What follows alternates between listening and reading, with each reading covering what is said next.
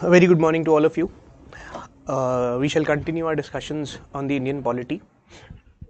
You have covered a long portion of polity earlier, and few parts of polity we'll be covering together. My name is Piyush Madan, and I'll be taking those portions of polity with you. The class mode will be bilingual. Hindi में भी बात करेंगे, English में भी करेंगे. Dictation English में होगी, समझाना हिंदी में भी करेंगे, so that it becomes easier for you. I hope I'm audible. I hope there is no issues with the voice. In case I'm audible and in case you can see me, please just if you can let me know on the chat box, it will be great. I assume everything is fine. Okay. The first topic which we are going to discuss is the salient features of Indian Constitution. Now, you have read about the Indian Constitution as well as the political system, and within that you have understood a number of ideas. Some ideas of what you have studied are considered as the salient features. All may not be considered as a part of salient features. Some may be considered as a part of salient features. The topic is salient features of the Indian Constitution. That means there are certain parts of the Indian Constitution which enjoy a certain kind of a relevance which is unique in a constitution and unique from the perspective of India. What is the meaning of this? कुछ portions constitution के ऐसे हैं जिनको हम कहते हैं कि इससे हमारे constitution में एक uniqueness आती है. हर constitution में कुछ portions ऐसे हो सकते हैं depending on the socio economic conditions and the historical background. जैसी भी आपकी इकोनॉमिक कंडीशंस रही हैं, सोशल कंडीशंस रही हैं, एक हिस्टोरिकल बैकग्राउंड रहा है, वो इन्फ्लुएंस करती है आपका कॉन्स्टिट्यूशन कैसा होता है. You all have read about the fact that there is a constitution which is the basic law, which is the fundamental law, which is the supreme law in India. How do we define a constitution? The constitution is the fundamental, supreme and basic law of a country. And in case of India, it holds immense importance because of the fact that it is with the coming of constitution that we transitioned from a medieval form of a governance to a modern form of governance. Although Britishers also has deployed the parliamentary form of government in India, but then it was not in the true sense because they had placed certain limitations on the Indians. With the coming of constitution in 1950, when 26th January 1950 we enacted the constitution, a new form of a order came into being. Order means politically, economically, socially. हम कैसे जी रहे थे पहले अलग था, अब कैसे जी रहे हैं वो अलग है, और उसमें कॉन्स्टिट्यूशन का बहुत बड़ा रोल है. कॉन्स्टिट्यूशन में बहुत सारा कुछ मेंशन्ड है, बट कुछ पोर्शंस ऐसे हैं कॉन्स्टिट्यूशन के जिनको एक्सट्रीम इंपॉर्टेंस दी गई है. क्यों दी गई है? क्योंकि वो पार्ट्स का नेचर ऐसा है, फंक्शन ऐसा है, ऑब्जेक्टिव वैसा है. So we are going to talk about those portions. Now this is very easy part. For example, if I talk about fundamental rights, you have done fundamental rights. Fundamental rights are called as salient features of the Indian Constitution. Means they are so important. That is the idea of saying salient features of the Constitution. Similarly, if I talk about DPSP, they are salient features. Similarly, if I talk about federalism, that's a salient feature. These all are salient features. Single citizenship, integrated judiciary, universal adult suffrage. Everybody has the right to vote. That is also a unique feature because in 1950, when we gave this to everybody, this was a novel thing, this was a new thing because this is not how the world functioned. Even if we talk about American independence, 1776, there also we see that the modern democracy or the oldest democracy in modern times, which is the United States of America, it came into being. And when it came into being, it did not give rights to everybody. No, voting rights were not available to everybody. They were available only to a certain section of population. सबको voting rights नहीं दिए थे, women को नहीं मिले थे, uneducated class जो literate नहीं थी उनको नहीं मिले थे, propertied class को rights मिलते थे. When you will read your modern Indian history, you will realize that जब इंडिया में एडमिनिस्ट्रेशन चल रही थी, battle of Plassey and battle of Buxar के बाद ब्रिटिश एडमिनिस्ट्रेशन आई, तो उस टाइम पर भी जो कंपनी थी ईस्ट इंडिया कंपनी, उसके अफेयर्स को रेगुलेट करने की पावर कुछ लोगों के हाथ में थी, जिनको हमने कोर्ट ऑफ डायरेक्टर्स बोला था। ओके, उसके बाद में बोर्ड ऑफ कंट्रोल भी आ गया था उनके ऊपर। तो ये कोर्ट ऑफ डायरेक्टर्स कुछ चुनिंदा लोग थे जो डिसाइड करते हैं चीजें। पहले के टाइम पे हमेशा ऐसे होता था, कुछ लोग कैसे डिसाइड करते थे, यूजुअली डिसाइड करते थे वेस्ट में अगर वाइट है तो ब्लैक्स को राइट्स नहीं देते थे, अगर मेन है तो वुमेन को राइट्स नहीं देते थे, अगर वाइट्स में भी जो इंसान पढ़ा लिखा है उसको राइट देते थे, या जिसके पास प्रॉपर्टी है उसको देते थे। तो this is how the world functioned largely. कब से कब तक? 18th सेंचुरी के एंड में से लेकर 19th सेंचुरी और 20th सेंचुरी भी to a greater extent. But हमने डिफरेंस लाया कैसे? 1947 independence, 1950 Republic Day. On Republic Day, the Constitution comes into force, and in the Constitution it is written universal adult franchise. सबको अधिकार है vote देने का।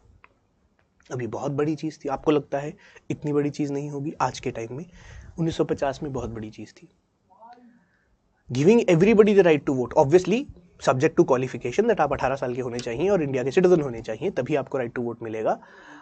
Subject to this qualification that you are 18 years of age and citizen of India, you are given the right to vote. This was also a very important feature at that point of time.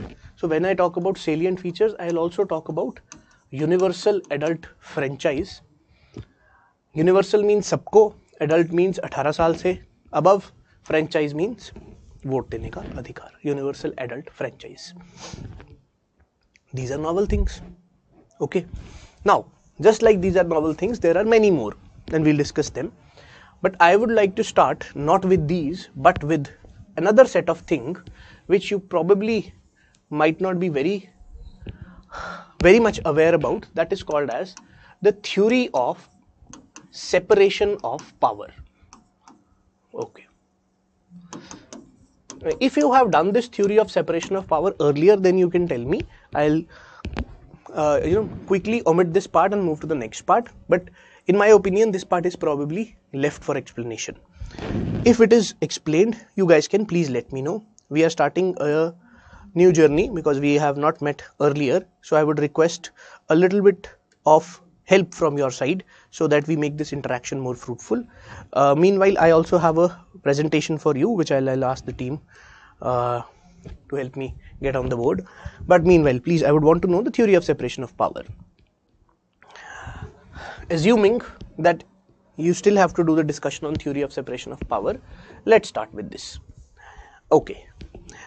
Separation of power, as the name suggests, power separate होनी चाहिए. किसकी power? Whose power should be separate? Separation of power.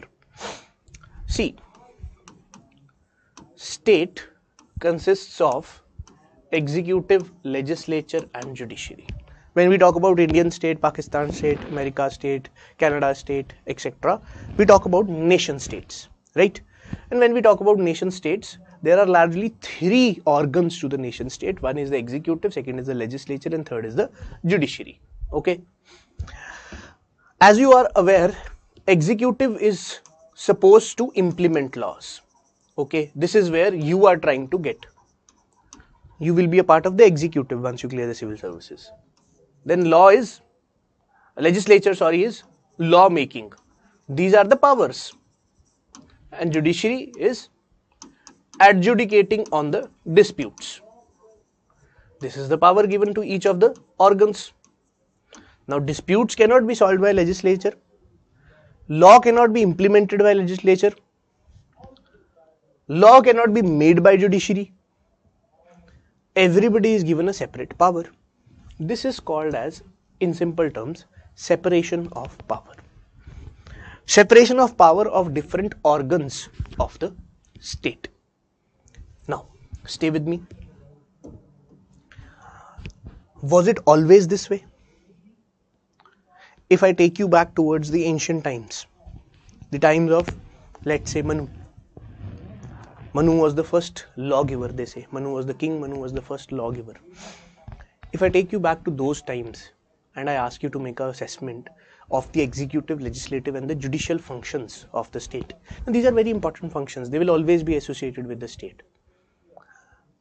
Modern state, you have executive, legislative, judicial functions. All the modern states, you will find these kinds of functions being done by separate authorities. The executive is chosen differently, the legislature is chosen differently, the judiciary is chosen in a separate manner. Judiciary we appoint, legislature we elect, and from the elected people we choose the executive. This is how we do it in India. This is called as the parliamentary form of government. America has a different way of doing things, that is called as the presidential form of government. We'll discuss these two also as a part of salient features. Parliamentary form of government versus presidential form of government. Different countries have adopted different kinds of models, but all countries who have adopted different kinds of models somehow have separate lawmaking body, separate implementing body and separate judicial body. This was not the case if I take you back to the ancient times, whereby what used to happen was there was one particular king. The name of the king is Rex. Okay. The name of the king is Rex, and Rex enjoyed all kinds of powers. Executive, legislature and judicial powers all were vested in the Rex. मतलब racks एक king है और racks के पास executive, legislature और judicial तीनों type की power है. कहने का मतलब रेक्स लॉ भी बनाएगा, रेक्स लॉ को इंप्लीमेंट भी करेगा और रेक्स ही देखेगा कि लॉ सही से अगर नहीं चल रहा तो पनिशमेंट कैसे देनी है. किंग जो है पुराने समय में संविधान बनाता भी था. संविधान, लॉ, शासन कुछ भी बोल लीजिए. Those of you who have seen Baahubali में there is a women called Shivagami Devi. She says मेरा वचन ही शासन है. शी सेज मेरा वचन ही शासन है, मतलब कि जो मैंने कहा वो लॉ है. वो खुद किंग है, वो लॉ बनाती है. उसके बाद जब जुडिशरी होती है उसमें भी बैठते हैं और लॉ सही से इंप्लीमेंट हो रहा है उसको भी देखते हैं.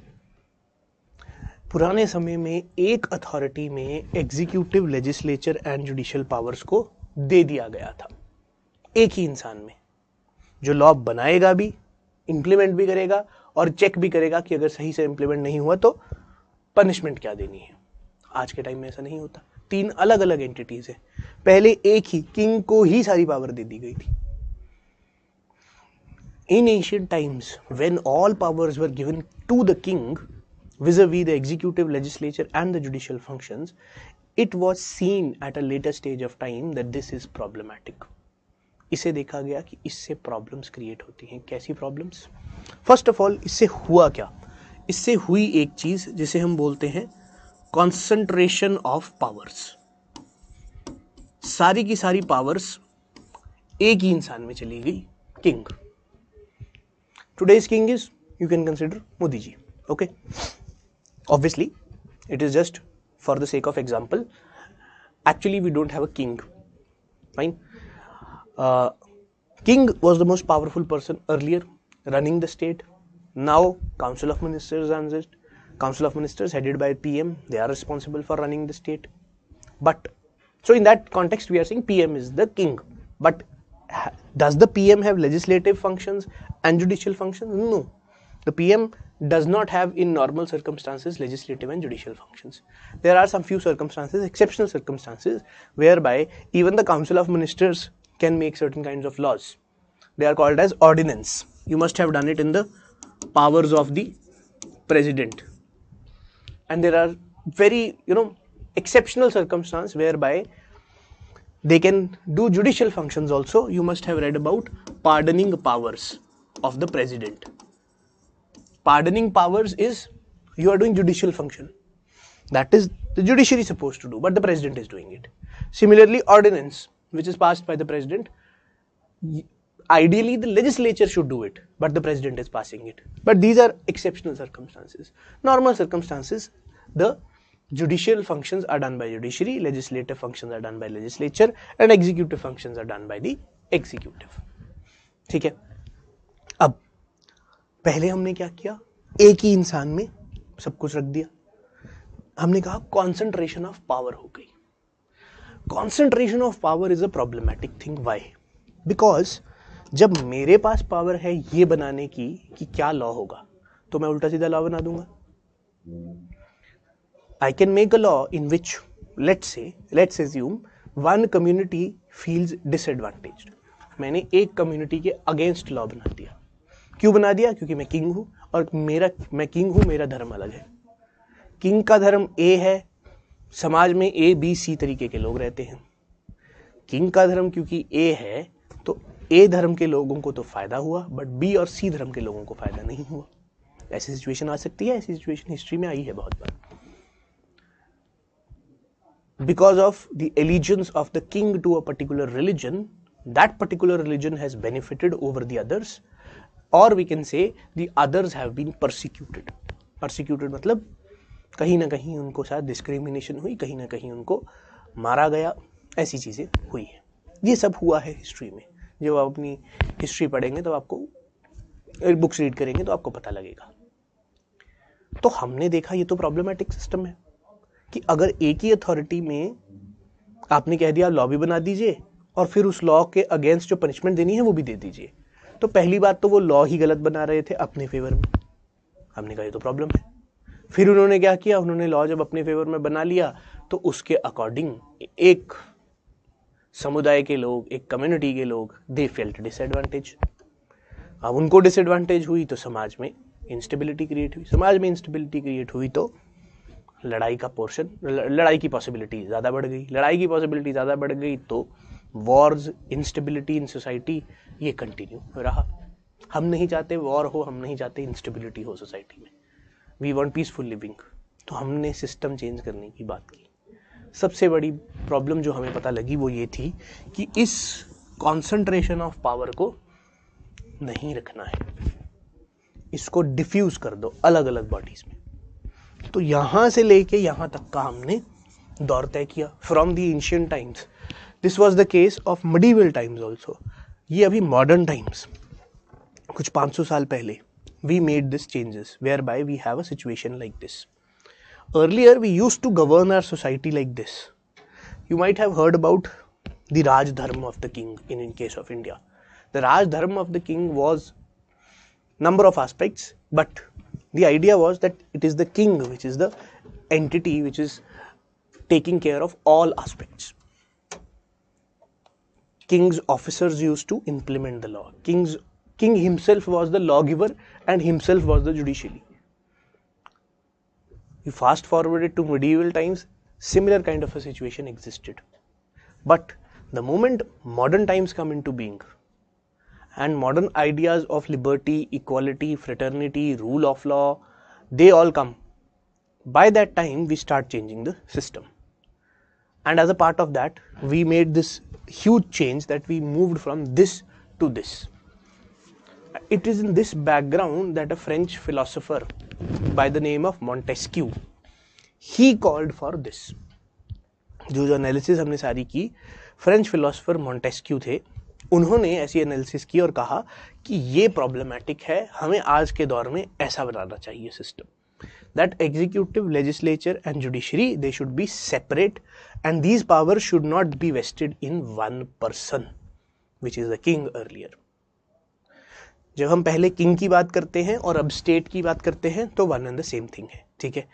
पुराना किंग रिप्रेजेंट करता था पुरानी स्टेट। आज की डेट में जब हम स्टेट वर्ड यूज करते हैं तो हम सब पूरे के पूरे कंट्री को रिप्रेजेंट कर रहे हैं। उस कॉन्टेक्स्ट में हम कहते हैं कि जो पहले किंग था उसके पास तीनों थे, अब आज की डेट में किंग की जगह स्टेट है और स्टेट के ऑर्गन्स है। Organs of the state are executive, legislature and judiciary. These organs of the state, these organs, they are different, they are separate, their powers are separated, their functions are separate, and most importantly, in normal circumstances, they should be not interacting with each other. They should not be dependent on each other. There should not have been a relationship between each other. क्यों? आप अपना काम कीजिए, आप अपना। अगर बीच में अगर किसी टाइप की बीच में रिलेशनशिप आया तो पॉसिबिलिटी है ये लॉ मेकिंग जुडिशियल फंक्शन में घुस जाए या फिर जुडिशरी लॉ मेकिंग के फंक्शन में चली जाए, जो हमें नहीं करने देना। क्यों नहीं करने देना? बिकॉज उससे होती है कॉन्सेंट्रेशन ऑफ पावर, और कॉन्सेंट्रेशन ऑफ पावर प्रॉब्लमेटिक है। Okay, this is a very important concept of the theory of separation of power, which UPSC has already asked in mains examination once, but they can ask again also. Now I hope this part is clear to you. In case of any doubts, please let me know. When we created this, one important development which happened with this was that now we have taken care of this. There is no concentration of power now. Why? Because powers are distributed among 3 organs. The same powers which were in one entity, they are no longer in one entity. Okay, that is why if you see few months back, when the executive and the judiciary were fighting over the collegium system, and still there is a lot of debate going on with respect to who will appoint the judges. The idea is these two organs, they, despite having separate powers, there is some kind of a relationship between them. It exists. How it exists, why it exists, what are the contours of that, we'll try to understand that. Judiciary as of now has the power to appoint its own judges, which is a unique case. Why it is a unique case? Because it is not followed anywhere in the world. We follow a case whereby judiciary appoints judiciary.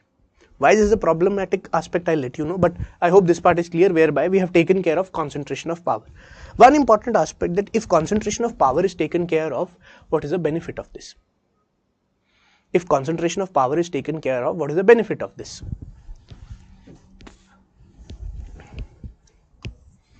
As a part of the constitution, the citizens have been provided with something called as rights. You all have done fundamental rights. When we talk about rights, the domain of rights is such that हक है, human beings के हक, आपका अधिकार है, मेरा अधिकार है, मेंशन है part 3 of constitution fundamental rights में। ठीक है, कैसे किस तरीके के हक है? हक है टू बी ट्रीटेड इक्वली, हक है to enjoy freedom of speech and expression, हक है जिंदगी का, हक है रिलीजन परस्यू करने का। These kinds of rights are given to us by the constitution. अब ये सब टाइप के अधिकार हमें मिल गए हैं, अच्छी बात है। क्या आपने कभी सोचा कि ये अधिकार पहले कहां थे?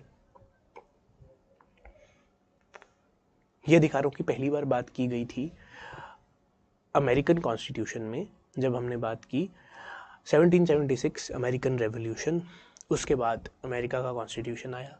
उसमें एक पार्ट था, जैसे हमारे पार्ट से काफी सारे, वहां पे एक पार्ट था जिसका नाम था बिल ऑफ राइट्स। इस बिल ऑफ राइट्स में कुछ अधिकारों की बात की गई, कुछ अधिकार जो ह्यूमन बींग्स को मिलेंगे। ठीक है, ये भी कैसे आया वो भी जानने की कोशिश करते हैं थोड़ा सा। आज से कुछ 500 साल पहले ह्यूमन बींग्स के राइट्स या हमारे अधिकारों की बात शुरू हुई। 500 साल पहले कोई ह्यूमन बींग्स के अधिकारों की बात नहीं करता था। अगर आप एंशिएंट टाइम्स में जाएंगे इंडिया में, if you go to the ancient times in India, what will happen is you will realize you must have heard about dharma, the idea of dharma in India. There is a patni dharma, there is a pati dharma, there is a raj dharma, there is a varna dharma, there is a ashram dharma. All these dharmas exist, and although the definition of dharma is very holistic, but at this point I am using dharma in context of duty. It is the duty of the wife to take care of the husband. It is the duty of the husband to protect the wife and children. Similarly, it is the duty of the king to ensure that everybody is following their varan dharma. That means everybody is working as per their varan. This is the duty of the king. We called it as Raj Dharma at one point of time. The entire idea about Raj Dharma or Patni Dharma or Pati Dharma or Varna Dharma or Ashram Dharma is we focused on duties. Duties of king, duties of individual. Where were rights at that point of time?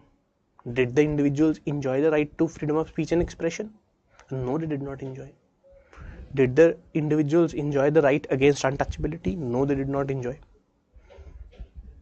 Did they have equality of status and opportunity? No, they did not have. The idea rights are of very recent origin. It is only in the modern times, during the 16th and the 17th century AD, that we started talking about not this entity of state, or not this entity of society, but this human being. We had not talked about this human being for a long period of time. In modern times, we said, think about this person. How to make his life better. So, for the very first time, rights of human beings came into picture. But there are some rights associated with this person. Right to life, right to liberty, right to property, they came into being. तो theory में पहली बार आए. जब theory में आए तो उसके बाद क्या किया गया, अमेरिका ने पहली बार उनको अडॉप्ट किया अपने कॉन्स्टिट्यूशन में, सबसे पहली बार. वहां से प्रेरित होकर हमने भी अडॉप्ट किया. और आज के टाइम पर हर डेमोक्रेसी इसमें बिलीव करती है, राइट्स में, कि कुछ इंडिविजुअल के अधिकार होते हैं. अब आप जब अपनी हिस्ट्री पढ़ेंगे तब उसमें आप पढ़िएगा वर्ल्ड हिस्ट्री में. We don't have the scope to go into that much detail, but when Renaissance and Reformation came in Europe, by that time the idea about rights of human beings also came into picture, and since then we started talking about rights of human beings. Then we started giving them rights. The moment you give individuals rights, you are basically saying that this person has to live their life in a fulfilling manner, and for that purpose this person should be given a right. Right क्यों देते हैं? क्योंकि आप कह रहे हैं आपको अधिकार है अपनी ज़िंदगी अपने तरीके से अच्छे से जीने का, पर उस अच्छे से जीने में आपको कुछ अधिकारों की ज़रूरत है. पहले ये बात करते ही नहीं थे कि आपको अधिकारों की ज़रूरत है, क्योंकि उस टाइम क्या बात करते थे, धर्मशास्त्र में लिख दिया है आपकी ये ड्यूटी है, फुलफिल करो, और यही आपका ज़िंदगी का मकसद है. और भी बहुत सारे मकसद लिख दिए गए, आपको वो फॉलो करना है, बट एक मकसद था, ड्यूटी है आपकी इस तरीके की, आपको ये करना है. अब कहा गया राइट है. अब राइट है तो राइट में जब बात आई तब ड्यूटी की बात नहीं है, राइट की, अधिकार की बात है. अधिकार में कहा कि आपके पास राइट टू चॉइस है. Article 21 includes the right to choice. आपके पास ये भी अधिकार है कि आप किससे शादी करना चाहते हैं 18 साल के बाद. कोई इसमें आपको बता नहीं सकता कि ऐसे करना है और ऐसे नहीं करना. Do you think this was the case in ancient times? No, it was not. You have to marry in your caste, in your community, or as per the dictates of parents, or as per the dictates of society. Now is not that same case. Things have changed. Why? Because अब हमने पहले बार ये कहा है कि इस individual के कुछ अधिकार है, और उस अधिकार में बहुत सारे अधिकार है. एक अधिकार ये है कि आपको अपना लाइफ पार्टनर चूजने का पूरा हक है. सुप्रीम कोर्ट ने कहा है 2018 Hadiya case, every person has a right to choose their life partner, and in this patriarchy cannot intervene, state cannot intervene. आपका पूरा अधिकार है इसमें. ठीक है, पहली अधिकार आए तो आपकी जिंदगी बेटर हुई. ये एजम्पशन है, सोसाइटी इस बेसिस पर बनाई गई है कि लोगों के अधिकार नाम की चीज़ कुछ होती है. अब उस अधिकारों को हम बढ़ाते जा रहे हैं. फ्रीडम ऑफ रिलीजन भी है, freedom of let's say freedom against arrest भी है, freedom to speech and expression भी है, फ्रीडम ऑफ मूवमेंट भी है, फ्रीडम ऑफ एसोसिएशन भी है, फ्रीडम अगेंस्ट अनटचेबिलिटी भी है. बहुत सारे टाइप के आपको अधिकार दे दिए गए हैं फंडामेंटल राइट्स में, आर्टिकल 12 से लेकर आर्टिकल 35 तक, 12 to 35. बट ये आइडिया आया था, जब ये आइडिया पहली बार आया तब हमने इस इंडिविजुअल के ऊपर ध्यान देना शुरू किया. बहुत इंपॉर्टेंट बात है. तो जब इसकी ज़िंदगी अच्छी करने की बात आई तो राइट्स की बात आई तो एकेडमिक डिस्कशन हुई. वहाँ से अमेरिका ने बिल ऑफ राइट्स अडॉप्ट किया, वहाँ से हमने भी अपने फंडामेंटल राइट्स को अडॉप्ट किया. इसी को हमने उठाया, थोड़ा सा चेंज किया और फंडामेंटल राइट्स अपने बना लिए. ठीक है, तो अब जो मेरे अधिकार है वो बहुत इंपॉर्टेंट चीज़ है, और मेरे अधिकार कौन मुझसे छीन सकता है? ये एंटिटी है जो मेरे अधिकार मुझसे छीन सकती है। स्टेट ये नहीं छीन सकती है। क्यों? क्योंकि उसके पास लॉ बनाने की पावर नहीं है। लॉ बनाने की पावर आज के टाइम में सिर्फ स्टेट के पास है। तो स्टेट मेरे से मेरे अधिकार छीन सकती है। State can withdraw my rights from me और state can violate my rights. I'll give you an example. Some of you might have heard about section 124A, देशद्रोह, sedition. Okay. What is the idea? The idea is, if you indulge into such activities, actions, words or signs representation which show that you are causing disaffection towards the lawfully elected government, then you may be charged under section 124A. मतलब लंबी चौड़ी English है, मतलब simple ये है, अगर आपने एक लॉफुली इलेक्टेड गवर्नमेंट, लॉफुली मतलब लॉ के तहत सब सही कर कर फिर सरकार बनी है, अगर आप लोगों को उकसा रहे हैं उस सरकार के अगेंस्ट जो लॉफुली बनी है, तो आप पे देशद्रोह लगाया जा सकता है और आपको जेल के अंदर डाल दिया जाएगा। ठीक है। अब देशद्रोह क्या होगा? प्रॉब्लम यहां पे आती है, देशद्रोह क्या है? क्या स्लोगन उठाना देशद्रोह है? जो स्लोगन जेएनयू में बोले गए या जादवपुर यूनिवर्सिटी में बोले जा रहे हैं, क्या वो देशद्रोह है या नहीं है? क्योंकि अगर देशद्रोह है तो आपको उठाकर जेल में डाल दिया जा सकता है, अगर देशद्रोह नहीं है तो नहीं डाल सकते। You have a section in the IPC called as section 124A, which talks about that if you are causing disaffection against the state, then you may be put into jail by the authority, but only if you are causing disaffection against the state. कैसे disaffection कर रहे हैं? शब्दों से कर रहे हैं, बोल कर रहे हैं, लिखित में कर रहे हैं, साइंस है, रिप्रेजेंटेशन है, कुछ भी हो सकता है। सपोज कीजिए you don't like the policy of the government of India or your particular state, and what you do is you criticize that policy of the government. Criticizing the policy of the government comes under Article 19, freedom of speech and expression. Integral part है, article 19 का integral part है right to decent. आपको अधिकार है ये कहने का कि हम सरकार की बातों से सहमत नहीं। Okay, if this happens under article 19, nobody can say anything to you because it is a part of your fundamental right to freedom of speech and expression. मेरा अधिकार है आर्टिकल 19 में बोलने का, और उसमें यह भी कहा गया है कि आप सरकार की नीतियों का क्रिटिसिज्म कर सकते हैं। मैंने किया, बट सरकार ने क्या कहा? इन्होंने कि आप जो कर रहे हैं वो लोगों को हमारे अगेंस्ट उकसा रहे हैं। तो उन्होंने क्या किया? उन्होंने आप पे लगा दिया सेक्शन 124A। आपने कहा आप तो ऐसा कुछ नहीं कर रहे, बट आप क्रिटिसाइज कर रहे हैं बस। तो प्रॉब्लम क्या हुई? आर्टिकल 19 की लड़ाई हो गई सेक्शन 124A के साथ। This is your fundamental right, this is a law under IPC which is being enforced by the executive. Police इसको एनफोर्स कर रही है।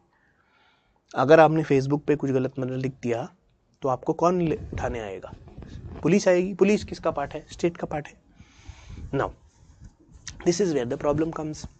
You will say you are violating my right, the government will say I am acting as per section 124A.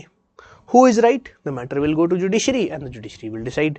If your actions are such that they amount to disaffection, you will be booked under this.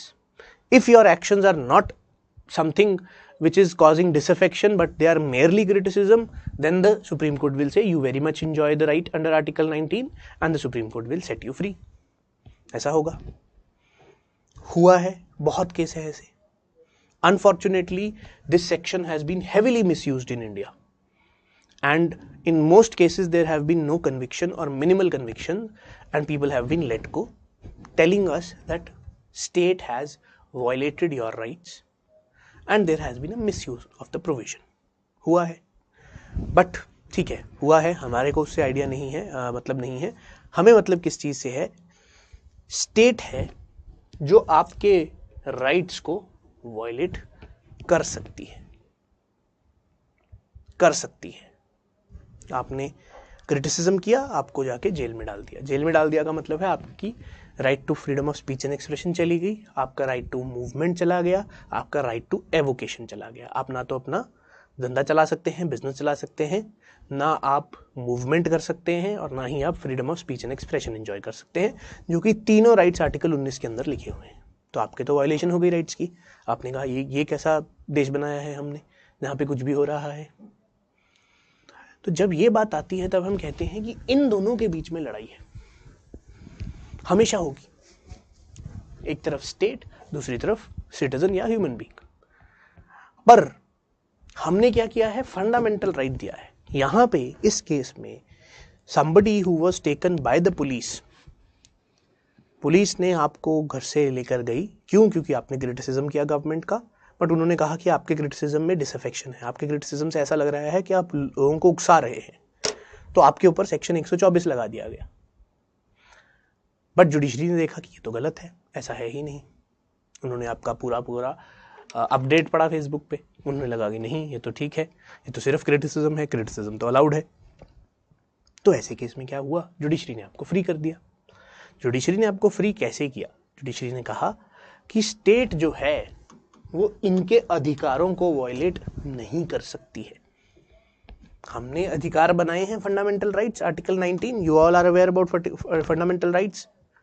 We have created the concept इसीलिए so that ये entity इसके अधिकारों को violet ना कर सके और ये इंडिविजुअल अपनी जिंदगी बढ़िया तरीके से जी सके। पर ये जीने के लिए सुप्रीम कोर्ट ने आपको छोड़ दिया या हाई कोर्ट ने आपको छोड़ दिया। क्यों छोड़ा? क्योंकि उन्होंने कहा आर्टिकल 19 आपके पास है, आर्टिकल 19 के तहत आपके पास अधिकार है। अगर अधिकार नहीं होते तो आप कुछ नहीं कर पाते। अगर अधिकार ही नहीं होते तो आप कैसे कहते कि मेरे अधिकारों का वायलेशन हुआ? तो आइडिया आया अधिकार होना भी बहुत इंपॉर्टेंट है। और जो बात 500 साल पहले आई कि इस इंडिविजुअल को अगर अच्छी जिंदगी जीनी है तो अधिकार दे दो, हमने उसे कॉन्स्टिट्यूशन में भी लाया और आज के दिन भी इसके बेसिस पर इंडिविजुअल्स को जेल से छोड़ दिया जाता है। जिनको एग्जाम्पल लिया है हमने, ऐसे बहुत सारे और केसेस हैं जिसमें आपको पॉलिटिकल मिसयूज किया जाता है, पुलिस मिसयूज करती है, but eventually you are set free because you have the rights under the constitution. क्योंकि आपके पास अधिकार है तो आपको छोड़ दिया जाता है। तो अधिकार होना बहुत जरूरी है। अब ये अधिकार प्रोटेक्ट भी तो करने हैं। किससे करने हैं? इससे करने हैं। इस अधिकारों की प्रोटेक्शन के लिए मुझे ये क्रिएट करना पड़ेगा। जब पुलिस आई, पुलिस एग्जीक्यूटिव का पार्ट है, ठीक है, मतलब ये वाला ऑर्गन आया, इसने आकर आपको जेल में डाल दिया। अब ऑर्गन ये वाला काम करने लग गया, इसने देखा कि ये सही है या गलत, इसने देखा ये गलत है, आपको छुड़वा दिया।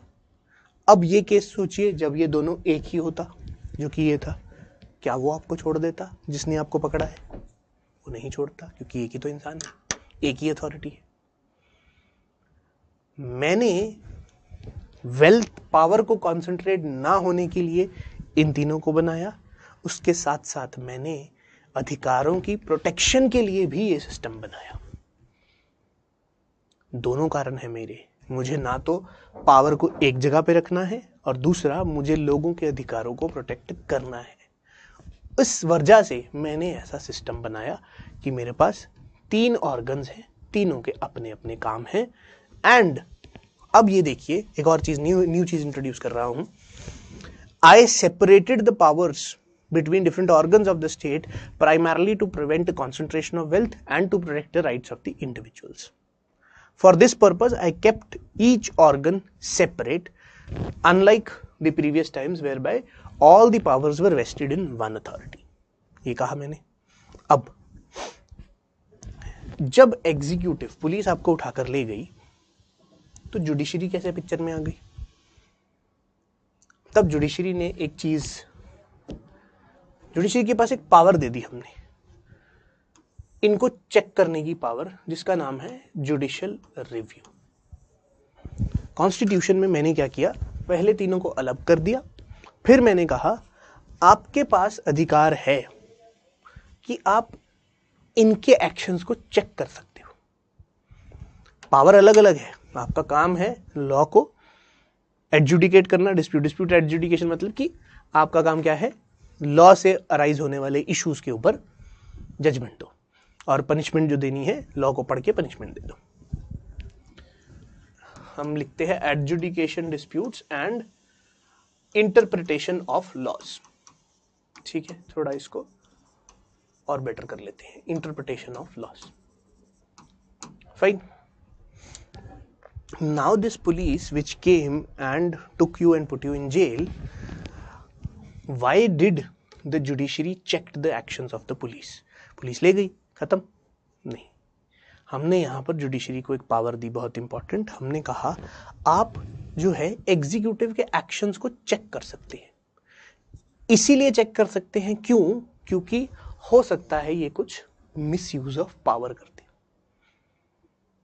हो सकता है एग्जीक्यूटिव मिसयूज ऑफ पावर करे, तो उसके लिए आपको एक अधिकार दे रहे हैं, आपको एक पावर दे रहे हैं जिसका नाम है judicial review. Through judicial review you check the actions of executive.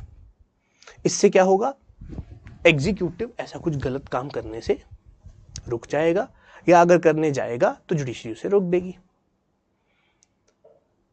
In this case when this was slapped on you, you were taken from your place and you were put in jail. When judiciary saw the case, when it was presented before judiciary analyzed and judiciary said that police ने जो charges लगाए हैं वो गलत है, तो judiciary ने आपको फ्री कर दिया। This is where judiciary checked the actions of the executive. We created this system so as to keep a check on the other organ. In our example, what we have seen is judiciary checking executive. Okay. Now let's take another example. What if judges are corrupt? And these corrupt judges are passing judgments which are problematic. Problematic means which are against the constitution. What will happen in that case? Who will check the judges? Who will check the judges? How will you ensure that a person of integrity and honesty sits on the seat of the Supreme Court or the High Court or the Chief Justice? He becomes the Chief Justice of India. Who will ensure? What if judges are corrupt and they keep on appointing corrupt people within the judiciary? This is also a problematic thing. Constitution takes care of this by saying that judiciary is keeping a check on executive. Executive will also keep a check on judiciary. Executive will also keep a check on judiciary. How? The executive will appoint the judges. Appointment of judges will be done by the President of India. You cannot appoint a judge unless the President gives the go ahead. Now, they are giving powers in the hands of executive so as to check the judiciary. This giving powers to judiciary to check executive and executive to check judiciary, this is also existing between these two organs. ठीक है, इन दोनों organs में भी ये बात exist करेगी कि ये एक दूसरे को check करने वाले हैं। उनमें भी होगा, जब इनमें भी होगा, इनमें भी है। इस सारी की सारी चीज को हम बोलते हैं doctrine of checks and balances. Doctrine of checks and balances, separation of power के साथ साथ चलती है ये डॉक्ट्रीन। दोनों डॉक्ट्रीन्स इंडियन कॉन्स्टिट्यूशन का पार्ट है, लिखा नहीं कहीं गया, बट इंडियन कॉन्स्टिट्यूशन का पार्ट है। This is the first salient feature which we are doing, theory of separation of power and the doctrine of checks and balances. Now, before we move forward, please take down some dictation. Before we move forward, please take down some dictation, and we'll start with the theory of separation of power. Please write. Right. The theory of separation of power. The theory of separation of power was propounded by French political philosopher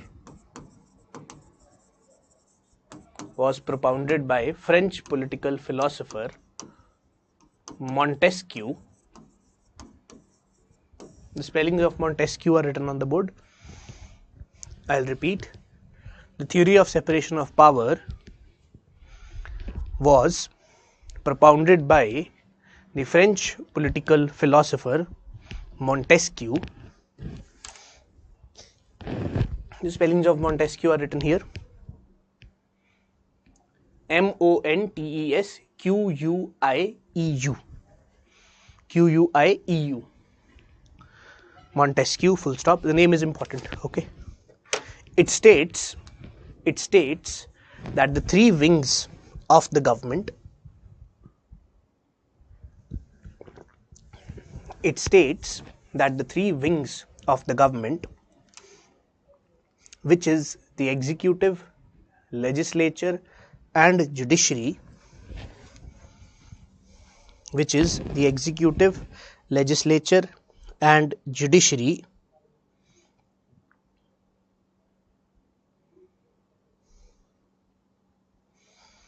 shall be separated from each other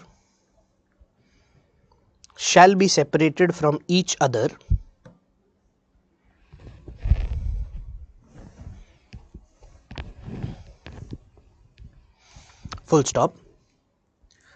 Such separation must be watertight.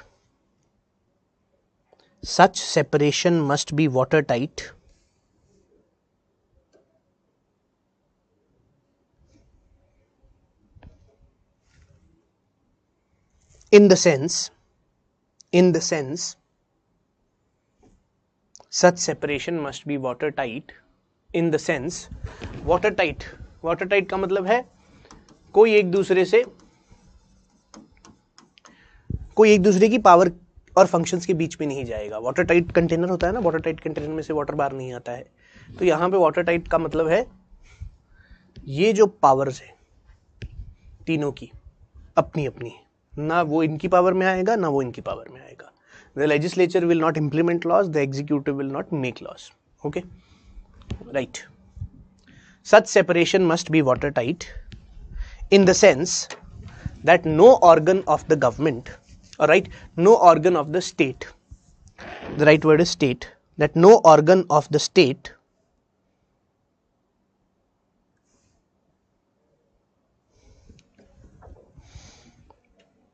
shall be allowed to exercise the powers of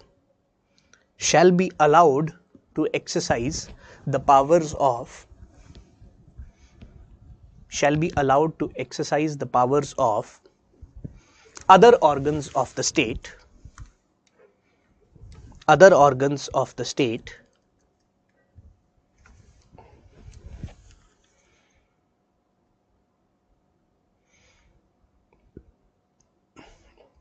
full stop. The objectives of the theory of separation of power are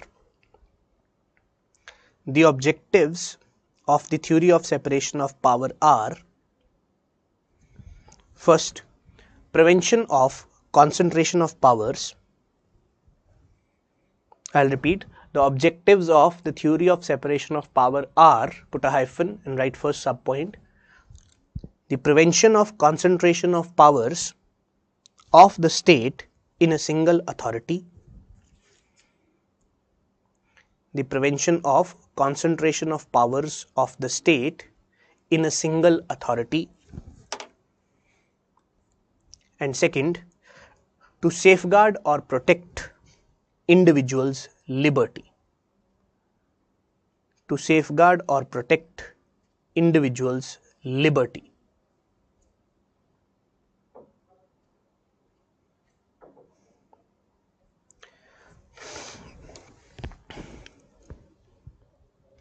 Now, we have written first point is prevent concentration of powers, and second is to protect the liberty of the citizen. Okay, to protect the liberty of the citizen, you can also write to protect the rights of the citizens, one and the same thing. Okay, then you write the subheading US Constitution and theory of separation of power. US Constitution and the theory of separation of power.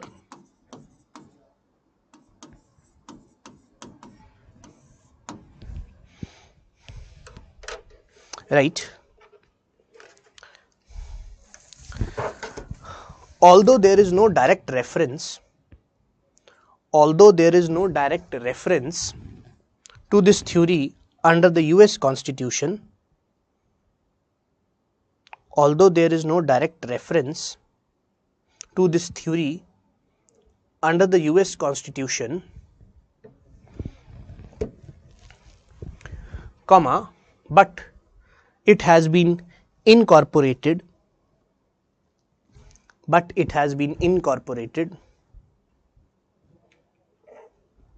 full stop. It was the first constitution to incorporate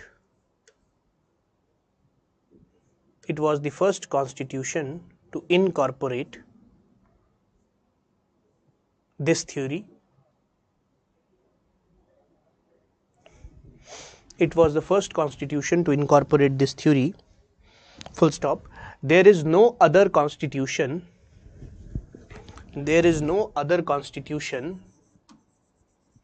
in which demarcation of powers, the spellings of demarcation are written on the board. There is no other constitution in which demarcation of powers is so clear.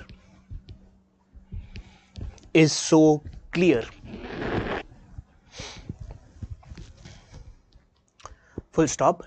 In UK, the parliament is sovereign. In UK, same paragraph, after the sentence put a full stop and continue with that. In UK, the parliament is sovereign, and hence the executive is subordinate to parliament,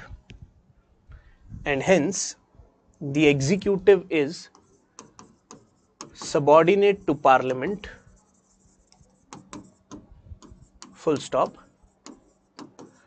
In India, continue writing. In India, the executive is responsible to the parliament.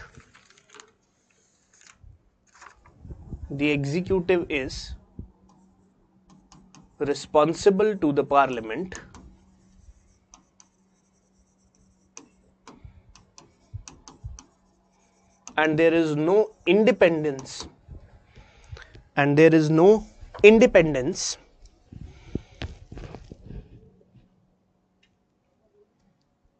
of executive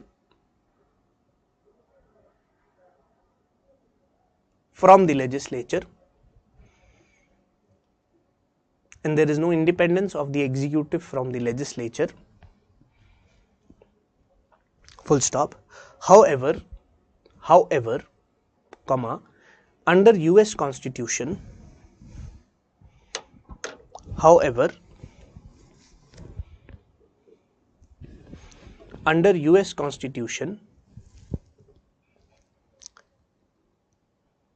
the separation between the organs is distinct. However, under the US Constitution, the separation between the organs is distinct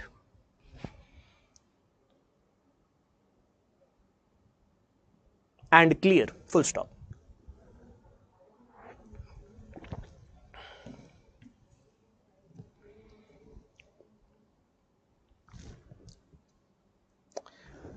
Next paragraph. So what we have written here is, we have first defined what is theory of separation of power, what are the objectives.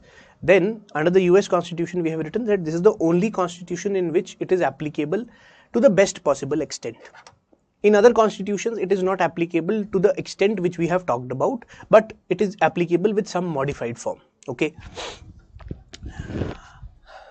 Even in Indian constitution, when we talk about the separation of organs and we talk about executive and legislature, when it comes to these two organs, you will see that executive in a case of India, because it is chosen from the legislature, there is a very good relationship between the executive and legislature. Here when I mean to say relationship, the idea is that somehow the executive and the legislature, they are connected to each other when it comes to India. The theory of separation of power is saying you should be clearly separate. That means watertight separation. We have used the word watertight. इनका काम absolutely अलग, इनका काम absolutely अलग. India के case में ऐसा नहीं होता है. ठीक है. This is all theoretical. We'll come to the practical aspects also, but this is theoretical. The idea is this. Okay. We have to understand both things. Always remember, we'll study practical also, but before that we'll study the academic aspect also. So what we have studied till now is the academic aspect. Now we have written for US Constitution and the theory of separation of power. After this you write Indian Constitution and theory of separation of power. Indian Constitution and theory of separation of power.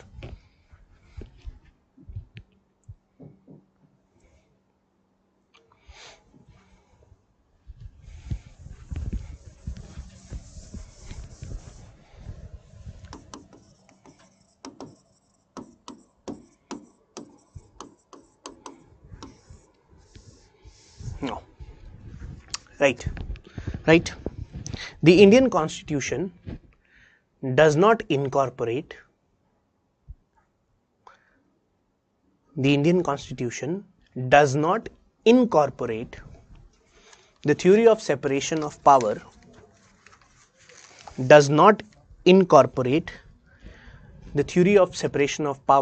completely.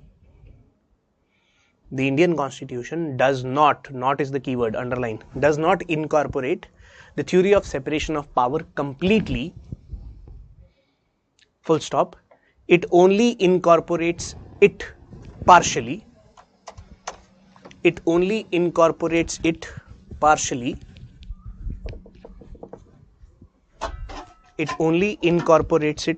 partially. Full stop.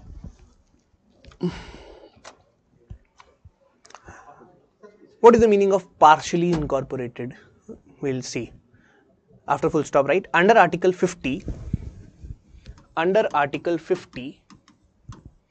the judiciary,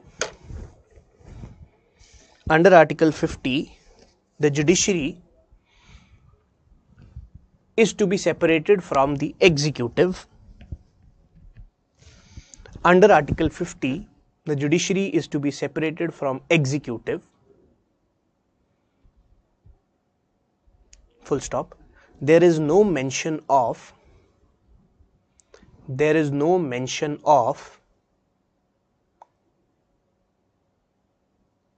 separation of executive from legislature. There is no mention of separation of executive from legislature.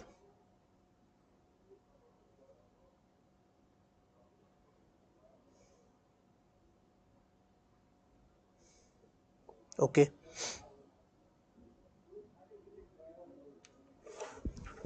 Now, this is the meaning of saying it is partially incorporated.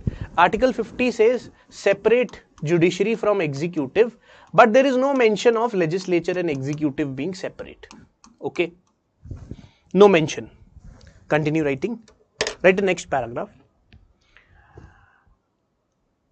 The legislature and executive in case of India, the legislature and executive in case of India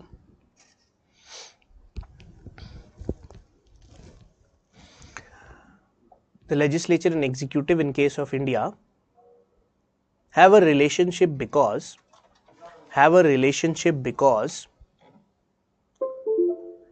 India adheres to a parliamentary form of government. India adheres to a parliamentary form of government. full stop. In a parliamentary form of government,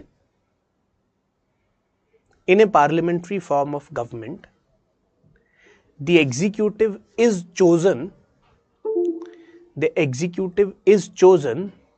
from the legislature. The executive is chosen from the legislature. Very important aspect. The executive is chosen from the legislature. Now listen to me carefully. In case of India, you have two houses at the center, Lok Sabha and Rajya Sabha. Okay. You have a council of ministers. How is the council of ministers chosen? Let's say this is Lok Sabha and let's say this is Rajya Sabha. What happens is, elections take place to Lok Sabha. Next year 18th Lok Sabha will be constituted. As of now 17th is going on. Rajya Sabha is a permanent house, but every 2 years 1/3 of the members retire. Let's consider a case whereby you have members in Lok Sabha as well as in Rajya Sabha, and let's say the Lok Sabha is recently constituted. Let's take the example of June of 2024. By June of 2024, the new government will come. Okay, new Lok Sabha will come, 18th Lok Sabha. As of now 17th is going on. Let's consider the case here. Lok Sabha will be newly constituted, दोबारा elections हो जाएंगी. राज्यसभा में भी कुछ members बैठे होंगे. इन दोनों के मेंबर्स को मिलाकर हम क्या कर देंगे, काउंसिल ऑफ मिनिस्टर्स बना देंगे. Council of ministers headed by PM and ये इसको बोलते हैं सरकार और ये देश चलाते हैं. These are MPs. जो भी यहां पर जाकर बैठेगा वो एमपी होगा. ठीक है. In case of India what happens is, the council of ministers are chosen from the legislature. This is my legislature. This is my executive. The council of ministers are chosen from the legislature. यह होता है India में. पहले MP बनना पड़ेगा, उसके बाद ही council of minister का पार्ट बनोगे. या फिर एक एक्सेप्शनल केस है कि आपको मिनिस्टर बना दिया जाएगा बट 6 महीने के अंदर अंदर एमपी बन जाना. This is how it happens in India. This is how it happens in parliamentary form of government. Now let's compare this with the case of USA. Okay, in USA you have two houses. You have the Congress and you have the Senate. Okay, now Congress is just like Lok Sabha and Senate is similar to Rajya Sabha. How does US work? What will happen in US is, let's say Congress, let's say Senate. Members will come, they will get elected. Okay, in Senate actually you will have 2 members from each state, and in Congress just like in case of Lok Sabha वहां पे भी elections होती हैं. But यहाँ पे एक छोटा सा वेरिएशन है. वेरिएशन कैसा है? Try to understand this. What's the variation? This is the legislature in case of US. What is the executive in case of US? This is the executive. This is represented by the president and his council. इसे हम कह रहे हैं ये वहां का executive है. अब सुनिए, this is very interesting. The idea here is, when we talk about this particular thing, in case of US, you do not have this relationship whereby people has to be chosen from the houses to become a part of president and his council. No. Why? Because the president itself, he is also elected. This is not the case with India. India का prime minister elect नहीं होता है अलग से, वो MP बनता है. MP बनने के बाद काउंसिल ऑफ मिनिस्टर का पार्ट बन जाता है. यूएस में क्या होता है, ये अलग इलेक्शन हो रही है प्रेसिडेंट की. प्रेसिडेंट उसके बाद अपने काउंसिल को चूज कर लेता है और यहाँ पे लेजिस्लेचर की अलग इलेक्शन है. तो यहाँ पे बहुत अच्छी सेपरेशन है दोनों के बीच. कैसे? इनके मेंबर्स अलग हैं, प्रेसिडेंट यहां का पार्ट नहीं है, प्रेसिडेंट का काउंसिल यहां का पार्ट नहीं है, ये अपना काम करते हैं, पूरी की पूरी टीम अलग है, अलग तरीके से चुनी गई है। कैसे चुनी गई है? The president has been elected separately and then president chooses his council. For this presidents you have a election and they together represent the executive in case of USA, which function distinctly from the legislature. That means they have no relationship with the legislature per se. In the constitution, listen to me carefully, in the constitution of the executive of USA, constitution मतलब हम create कर रहे हैं, constitution का मतलब वो constitution नहीं है, लॉ ऑफ लैंड वाला नहीं। Constitution means we are constituting, उनको इकट्ठा कर रहे हैं। जब इनको इकट्ठा कर रहे हैं, इनका कोई रोल नहीं है, नो रोल, बिकॉज इनका अलग से इलेक्शन हो रहा है। यहां पे जो लोग आकर बैठ रहे हैं, ये आकर बैठकर लॉ बनाएंगे, ये लोग हैं जो इंप्लीमेंट करेंगे लॉ को। तो बहुत ही अच्छी सेपरेशन है दोनों के बीच। जैसी मॉन्टेस्क्यू ने बात की वैसा कुछ करने की कोशिश की, बट इंडिया के केस में ऐसा नहीं है। क्यों? क्योंकि आप एमपी इलेक्ट होंगे, जो एमपी होंगे उसी में से काउंसिल ऑफ मिनिस्टर को चुन लिया जाएगा। This will be the case with all parliamentary democracies whereby executive is chosen from the legislature. Because executive is chosen from the legislature, तो एग्जीक्यूटिव और लेजिस्लेचर के बीच का जो संबंध है वो वाटर टाइट नहीं हुआ। कहीं ना कहीं वही इंसान एमपी भी है और वही इंसान मिनिस्टर भी है। मोदी जी आज के टाइम पे मिनिस्टर भी हैं और एमपी भी हैं। अमित शाह जी मिनिस्टर भी हैं, एमपी भी हैं। जबकि आइडिया क्या था? एमपी का मतलब लॉ बनाने वाला, मिनिस्टर का मतलब लॉ इंप्लीमेंट करने वाला। ये दोनों अलग अलग होने चाहिए। But in case of India the theory is not applicable entirely, rather जितनी भी पार्लियामेंट्री डेमोक्रेसीज होंगी उसमें नहीं एप्लीकेबल होगी। इसलिए क्योंकि वहां पे एग्जीक्यूटिव जो है वो लेजिस्लेचर से चुना जाता है और प्रेसिडेंशियल फॉर्म में एग्जीक्यूटिव अलग से चुना जाता है, लेजिस्लेचर अलग से बनती है। In this case, the separation of power is more clearly delineated. It is clear. In this case, it is not so clear. Rather, the theory of separation of power is violated also. Okay, very important. I hope you have clarity with respect to this. If not, please ask me. Now, ये हमने basically discuss किया है कि जब हमने कहा कि partially incorporated है, क्योंकि इंडिया के कॉन्स्टिट्यूशन में ये तो लिख दिया कि जुडिशरी को एग्जीक्यूटिव से अलग कर दो, बट ये नहीं कहा कि लेजिस्लेचर और एग्जीक्यूटिव को भी तो कीजिए। कर ही नहीं सकते हैं because parliamentary form of government है। You can not do so. Okay, now what you do is next paragraph, right? The Supreme Court, while realizing the importance of the theory of separation of power, the Supreme Court, while realizing the importance of the theory of separation of power,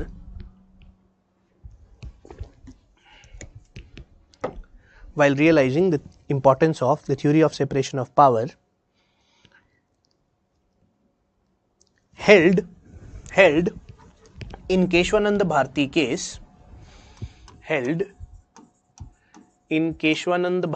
case,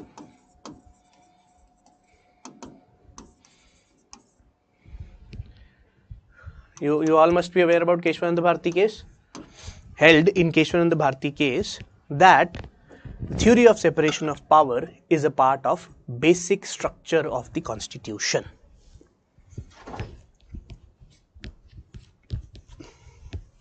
Is a part of basic structure of the Constitution.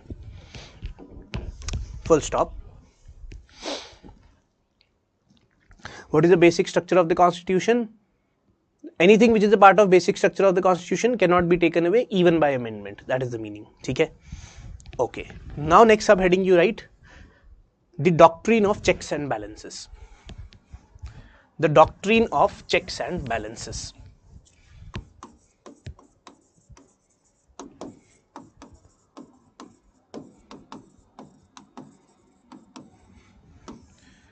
Okay, right. The doctrine of checks and balances. Right. This doctrine originated under the US Constitution. This doctrine originated under the US Constitution.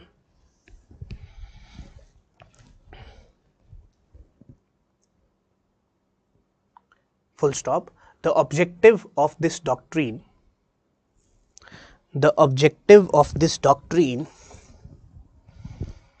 is to secure the liberty of people,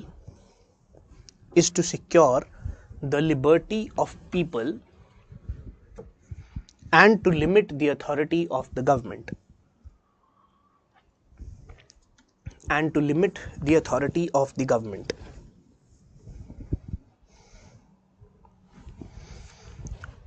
I'll repeat, its objective is to secure the liberty of an individual and to limit the authority of the government.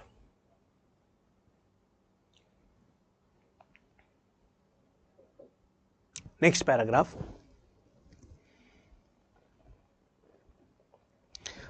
Under this doctrine, the powers of one organ of the state,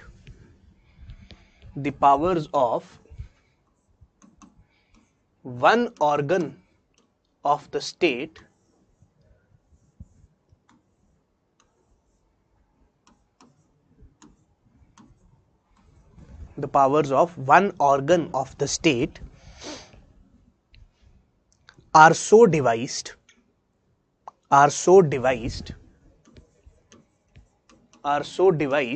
devised means D-E-V-I-S-E-D, spellings are written on the board, are so devised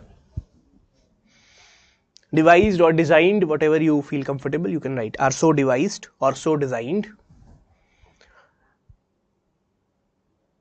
as to exercise a check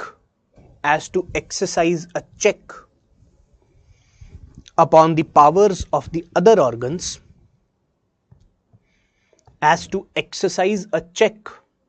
these words are important, as to exercise a check on the powers of the other organs, so that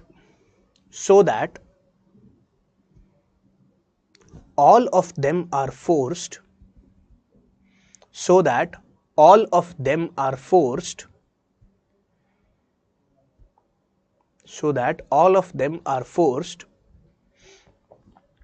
to function within the limits of the Constitution.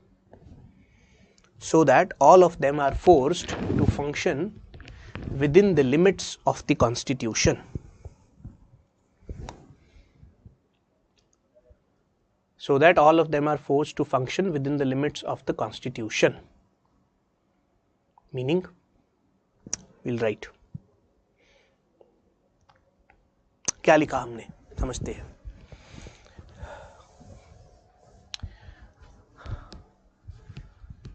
Two things are there. One is theory of separation of power, which says their power and their power are separate. Okay, make laws, adjudicate on laws, implement laws. Fine. Separation of power ends here. Now second aspect starts, doctrine of checks and balances. What we have written is, under this doctrine, the idea is, if you incorporate this doctrine, ये बड़े बड़े words हैं, इनसे घबराना नहीं है. Doctrine, incorporation, ये वो, इसका सिंपल मतलब ये है कि हमने ऐसी कुछ सोच रखी है अपने कॉन्स्टिट्यूशन को बनाते हुए. ये एक प्रिंसिपल है, ये एक आइडिया है जो हमने रखा है. किस लिए रखा है? क्योंकि उसके कुछ ऑब्जेक्टिव्स हैं. ऑब्जेक्टिव्स क्या है? इंडिविजुअल की लिबर्टी को सिक्योर करना है और किसी को भी एक्सेसिव पावर देने से मना करना है, क्योंकि हमें ये पता है कि एक्सेसिव पावर प्रॉब्लमैटिक है, तो देंगे ही नहीं, हम किसी को नहीं देंगे.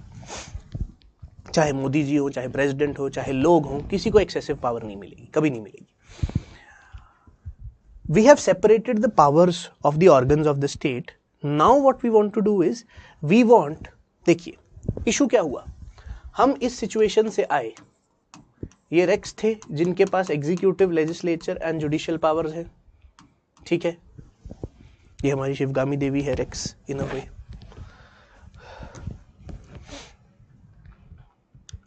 जो लॉ के स्टूडेंट्स हैं उन्हें पता होगा, रेक्स नाम की टर्म यूज की जाती है to refer to the king of the earlier times. Okay, नाम है बस, और कुछ नहीं है. एक रेक्स है, एक रेजिना है. तो ऐसे नाम कभी अगर आप थोड़ी सी हाई लेवल की किताब पढ़ेंगे तो आपको मिल जाएंगे उसमें, बट घबराना नहीं है इनसे, जस्ट एग्जाम्पल के लिए है, आपको कॉन्सेप्ट समझना है. Executive, legislature and judicial functions हमारी शिवगामी देवी में सब है। अब शिवगामी देवी के पास बहुत ज्यादा पावर है, हमने उसे ठीक किया कैसे? तीनों को अलग कर दिया। तीनों को अलग करने में एक अच्छी बात हुई कि कॉन्सेंट्रेशन ऑफ पावर तो नहीं रही, गुड। बट एक चीज अभी भी प्रॉब्लमेटिक है, वो ये है कि ये तीनों आपस में तो नहीं बात कर रहे या आपस में इंटरफियर नहीं करेंगे, बट क्या पता जुडिशरी ही ऑपरेसिव हो जाए। जुडिशरी ऑपरेसिव हो जाए मतलब जुडिशियल जजेस करप्ट हो जाए या जजमेंट्स ऐसी पास करें जो प्रॉब्लमेटिक है। एक ऑर्गन भी तो ऑपरेसिव हो सकता है, या एग्जीक्यूटिव ऑपरेसिव हो जाए या लेजिस्लेचर ऑपरेसिव हो जाए। लेजिस्लेचर ने ऐसा लॉ पास कर दिया कि किसी की बात सुने बिना अगर हमने किसी को डेथ पेनल्टी देनी है, मान लीजिए एक ऐसा लॉ बना दिया, हाइपोथेटिकल केस, कि अगर कोई इंसान लोगों को मारता पाया गया वीडियो पर तो उसकी बात सुने बिना उसे फांसी दे दी जाएगी। Let's say the case of Ajmal Kasab, he was found killing people on tape, but उसके बावजूद भी उसे अधिकार था अपना केस लड़ने का। क्यों? क्योंकि हमारा सिस्टम ऐसा है, हमने बनाया है। मान लीजिए लॉ में ये लिख दिया जाता है कि अगर कोई इंसान किसी को मार रहा है और उसको रिकॉर्ड कर लिया गया है तो इस सिचुएशन में उसको अपना केस लड़ने का अधिकार नहीं दिया जाएगा। लॉ में ही लिख दिया आपने तो नहीं दिया जाएगा, बट अगर नहीं देंगे तो हम कहेंगे नहीं, हर किसी को अधिकार है अपना केस लड़ने का। वो भी हम बोलते हैं प्रिंसिपल ऑफ नेचुरल जस्टिस है। तो इस केस में हुआ क्या? लेजिस्लेचर ऑपरेसिव हो गया। एग्जीक्यूटिव कैसे ऑपरेसिव हुआ? Subjective interpretation of article 124A लगाकर आपको उठाकर जेल में डाल दिया, एग्जीक्यूटिव ऑपरेसिव हो गया। जुडिशरी कैसे ऑपरेसिव हो गई? जुडिशरी, जजेस करप्ट हो गए, उन्होंने जजमेंट्स किसी के फेवर में दे दी। तीनों ऑपरेसिव तो तीनों हो सकते हैं। आपने सिर्फ अभी ये इंश्योर किया है कि एक एंटिटी में तीनों पावर्स नहीं होनी चाहिए, बट ये कैसे चेक करेंगे कि तीनों भी काम अच्छे से करते रहें? तो यहां पे आती है doctrine of checks and balance, कि कुछ चेक एंड बैलेंस बनाना पड़ेगा इनके बीच ताकि सब अपना काम कॉन्स्टिट्यूशन के अकॉर्डिंग करे और कोई भी एक भी एंटिटी फेवरेटिज्म या बायस्ड वे में काम ना करे। We ensured that there is no concentration of power by ensuring that these three organs of the state are separate. But what if an individual organ becomes tyrannical or oppressive? We need to take care of that also, and for that we incorporate the theory of or the doctrine of checks and balances, in which what we have written is the powers of one organ are so designed or so devised so as to keep a check on the other organ. मैं इनको power ऐसी दूंगा कि इसमें दूसरा organ check हो जाएगा। पहला एग्जांपल, जुडिशरी को पावर दे दी जुडिशियल रिव्यू की, जिससे उन्होंने एग्जीक्यूटिव एंड लेजिस्लेचर को चेक कर लिया। Judicial review is a power of judiciary given to judiciary so that through this power it automatically becomes a check on the other two organs. Similarly, legislature is given the power to remove judges. If a judge does not act with bona fide intentions or acts with mala fide intentions or indulges into corruption, misbehavior, whatever be the cause, the legislature can remove them. The power has been given to the legislature. Okay. Similarly, to ensure that there are only honest and upright people sitting in the judiciary, the power is given to the executive to appoint judges.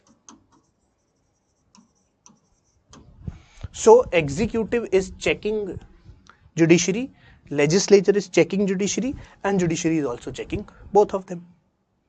This is the doctrine of checks and balances. We need to have this also so as to ensure that individual organs do not become oppressive. Similarly, when it comes to executive and legislature, अगर मैं executive और legislature की बात करूं तो legislature executive को भी check करता है। कैसे? अगर मोदी जी अच्छा काम नहीं कर रहे तो नो कॉन्फिडेंस मोशन पास कर दी जाएगी एंड काउंसिल को डिसमिस कर दिया जाएगा। The entire council of ministers can be dismissed by passing a no confidence motion by the legislature. This is nothing but a check on the executive. Okay, so legislature is keeping a check on the executive, legislature is keeping a check on the judiciary, judiciary is keeping a check on the legislature, and judiciary is keeping a check on the executive. Fine. Executive is also keeping a check on the judiciary. All are checking each other so that all function within the limits defined by the constitution. Constitution ने कहा है आपका काम A है, आपका B है, आपका C है, चुपचाप A B C करते रहिए. अगर A से डिविएट होंगे तो C आ जाएगा चेक करने, अगर C डिविएट होगा तो A आ जाएगा चेक करने. ये भी कॉन्स्टिट्यूशन ने क्रिएट कर दिया. इससे क्या हुआ, हमने कॉन्सेंट्रेशन ऑफ पावर को तो पहले एड्रेस कर लिया था, अब हमने individual oppressiveness of the each organ इसको भी एड्रेस कर लिया. इससे क्या होगा, नॉर्मल इंसान की जिंदगी बेटर हो जाएगी. यही हमारा मकसद है. Okay, right. Next paragraph. The inclusion of this doctrine is an acknowledgement. The inclusion of this doctrine is an acknowledgement. The inclusion of this doctrine is an acknowledgement that it is not desirable, to have clean separation, to have or do one thing, don't write clean separation, it will be difficult for you. Write to have watertight separation. I'll repeat, the inclusion of this doctrine is an acknowledgement. Acknowledgement समझते हैं, हम मान रहे हैं ये बात, ये doctrine को इनकॉर्पोरेट कर कर. The inclusion of this doctrine is an acknowledgement that watertight separation of powers,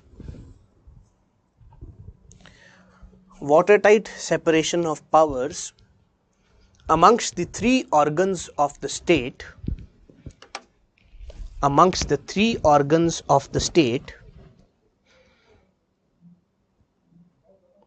is not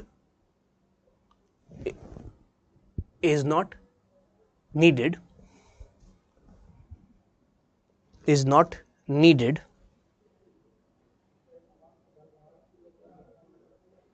full stop. This is because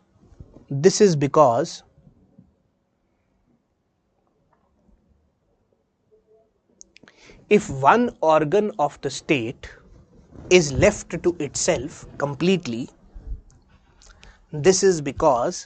if one organ of the state is left to itself completely,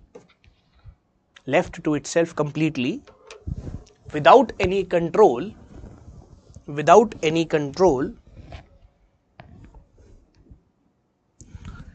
then it might misuse its powers,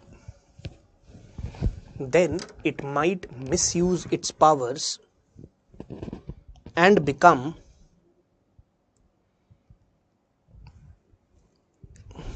tyrannical and oppressive.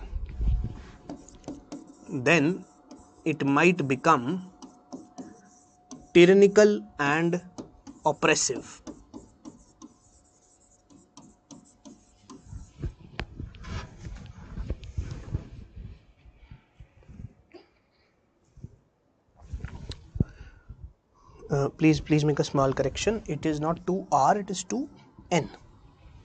I'll write it again. Tyrannical. Yes, please ensure that you write the correct spellings. Tyrannical and oppressive. Okay. Now you write next paragraph.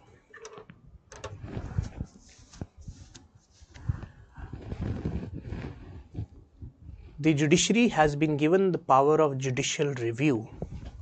The judiciary has been given the power of judicial review.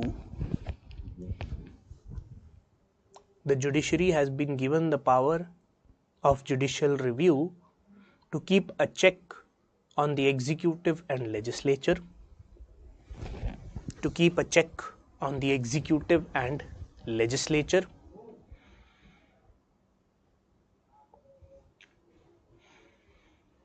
full stop.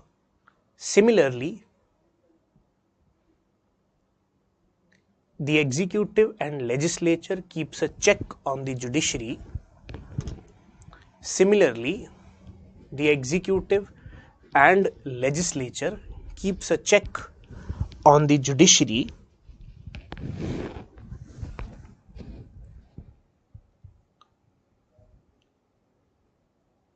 as the executive appoints the judges to higher judiciary, as the executive appoints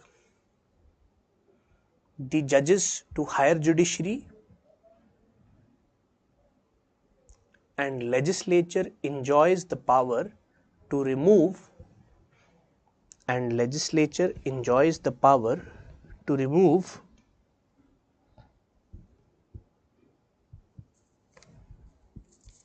and legislature enjoys the power to remove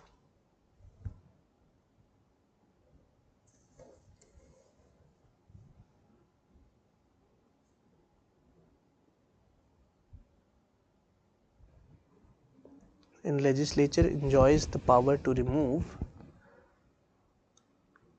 the judges of higher judiciary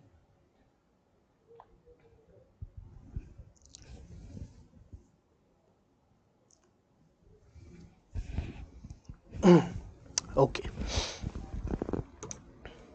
Now, actually I have not been getting your questions, but I have got it now, the doubts which were coming, so I'll quickly look at them also.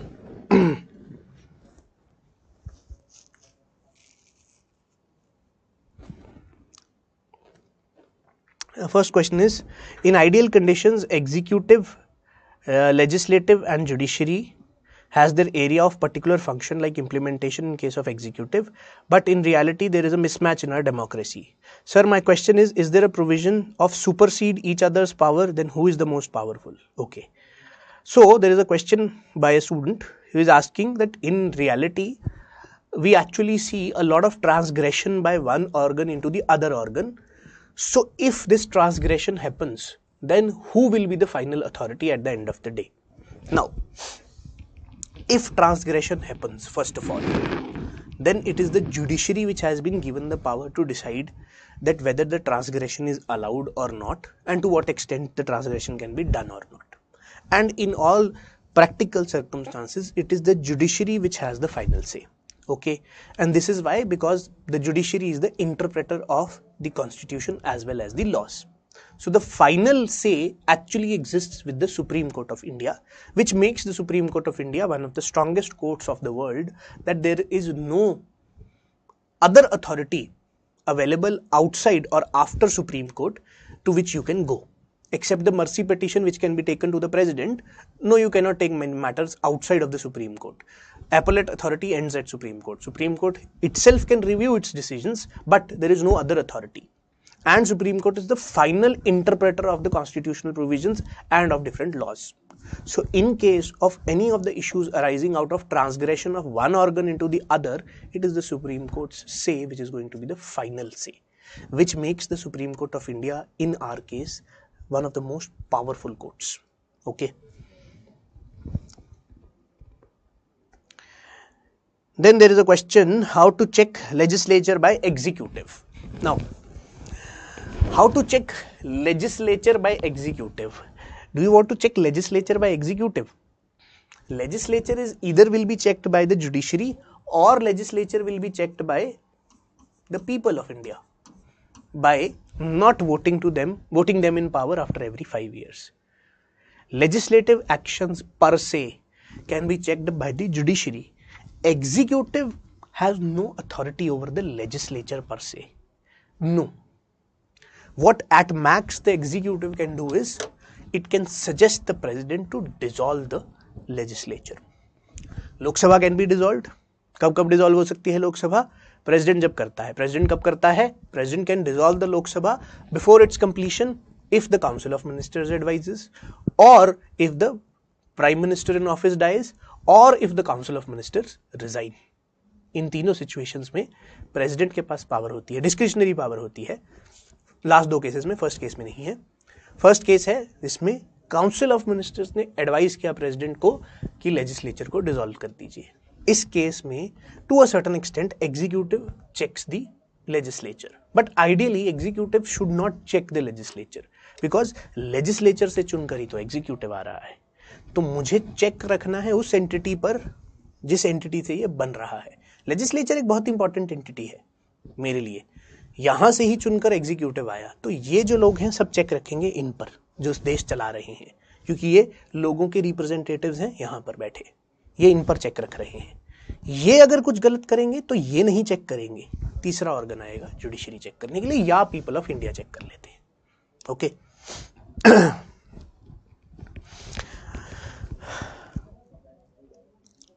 Now where were we, कहां थे हम,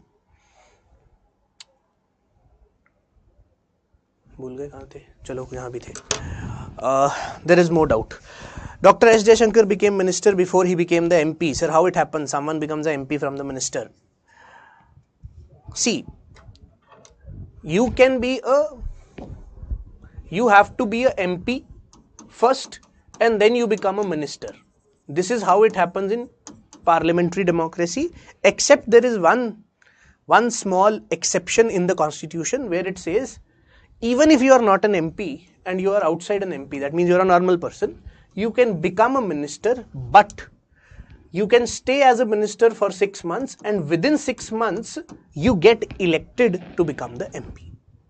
ये एक provision है कि 6 महीने तक आप मिनिस्टर रह सकते हैं अगर आप MP नहीं भी हैं तो, बट 6 महीने के अंदर अंदर आपको इलेक्शन करवानी होगी अपनी, लोकसभा से करवाइए, राज्यसभा से करवाइए, जहां मर्जी से आइए, बट आपको MP तो बनना ही पड़ेगा। 6 महीने की एक टर्म दी गई है कॉन्स्टिट्यूशन ने सिर्फ मिनिस्टर को कि आप despite not being MP of the house आप बन जाइए मिनिस्टर, मतलब आप सरकार चला लीजिए without being a part of legislature, कोई प्रॉब्लम नहीं है। बट क्योंकि पार्लियामेंट्री डेमोक्रेसी में ये जरूरी कंडीशन है कि जो भी मिनिस्टर होगा उसको MP होना ही पड़ेगा, तो 6 महीने के अंदर अंदर इलेक्ट होकर आ जाइए। ये प्रोविजन हमने प्रोवाइड की है, कॉन्स्टिट्यूशन नहीं प्रोवाइड की है, यूके में होती थी, हमने अडॉप्ट कर ली। नहीं प्रोवाइड करते तो नहीं प्रोवाइड करते, कोई बड़ी बात नहीं थी, बट हमने प्रोवाइड कर दी। बट 6 महीने का टाइम सिर्फ इसलिए दिया गया है कि 6 महीने में इलेक्शन होके MP बन जाओ, बट MP बनना तो 100% जरूरी है, क्योंकि पार्लियामेंट्री डेमोक्रेसी की डेफिनेशन यही है, executive will be chosen from the legislature, और प्रेसिडेंशियल फॉर्म में यही डिफरेंट होता है कि एग्जीक्यूटिव का लेजिस्लेचर के साथ कोई नाता नहीं होता है। Okay, so after 6 months, so S. Jaishankar became a member of Rajya Sabha within this 6 months period, and then because he is a member of parliament, चाहे राज्यसभा के हो चाहे लोकसभा के हो, कोई फर्क नहीं पड़ता, बट मेंबर ऑफ पार्लियामेंट होना चाहिए MP, वो MP बन गए तो उनका जो मिनिस्टर बनाया गया वो कंटिन्यू हो गया। अगर 6 महीने के अंदर नहीं बनते then he would have to leave the post of a minister, छोड़ना ही पड़ेगा। ठीक है, in USA president elected by people or MP and MLA? No. In case of USA it's a different system all together. एक electoral college होता है जिसमें लोगों की से होती है, वो इलेक्टोरल कॉलेज फिर जाकर प्रेसिडेंट को इलेक्ट करता है, बट लोगों का कंट्रीब्यूशन होता है। लोग वहां पे 2 बार बाहर निकलते हैं, एक बार प्रेसिडेंट को इलेक्ट करने के लिए, एक बार कांग्रेस के मेंबर्स को इलेक्ट करने के लिए। यहाँ पे लोग सिर्फ एक बार बाहर जाते हैं जो कि लोकसभा के मेंबर्स को इलेक्ट करने के लिए। लेजिस्लेटिव असेंबली की बात नहीं कर रहा अभी, उसके लिए सेपरेट है, अभी सेंटर की बात कर रहा हूँ। सिर्फ सेंटर पे लोग सिर्फ एक बार वोटिंग करते हैं इंडिया में लोकसभा इलेक्शंस के लिए, राज्यसभा इलेक्शंस इनडायरेक्ट होती हैं, पर USA में सेंटर लेवल पर उनकी जो कांग्रेस है, जो उनकी लोकसभा है, लोग उसको इलेक्शन के लिए भी आते हैं और फिर लोग प्रेसिडेंट की इलेक्शन के लिए भी आते हैं। ऑल्दो जो प्रेसिडेंट की इलेक्शन है उसमें लोग आके एक इलेक्टोरल कॉलेज चुनते हैं और वो इलेक्टोरल कॉलेज जाकर प्रेसिडेंट चुनता है, बट लोग बाहर आते हैं इलेक्शन के लिए। ठीक है, तो लोग 2 बार वोट करते हैं US में, इंडिया में 1 बार वोट करते हैं। सेंटर लेवल की बात कर रहा हूं only. Okay, now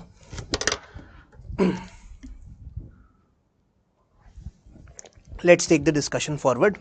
We have completed the theory of separation of power, we have done doctrine of checks and balances. Now to understand the doctrine of checks and balances better, I have some provisions for you which I would want you to see. Okay, I hope it is visible.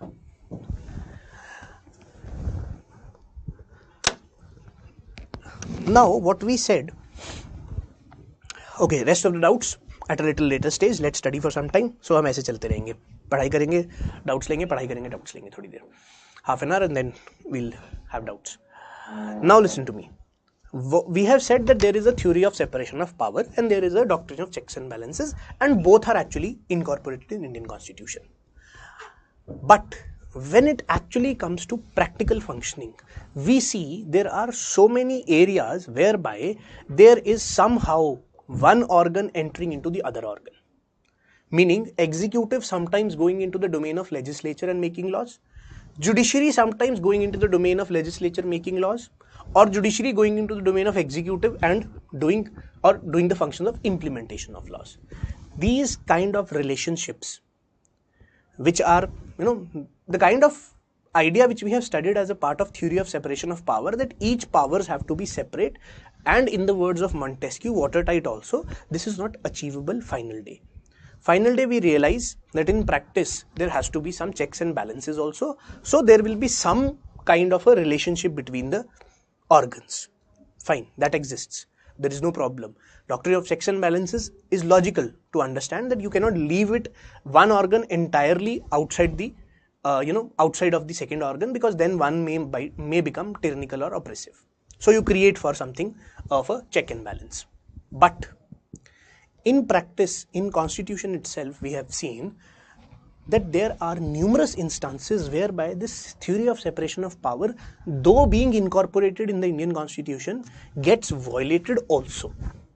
Within the Constitution and in the working of the parliamentary system, काफ़ी सारी ऐसी जगह है जहाँ पर violation हो जाती है, ठीक है.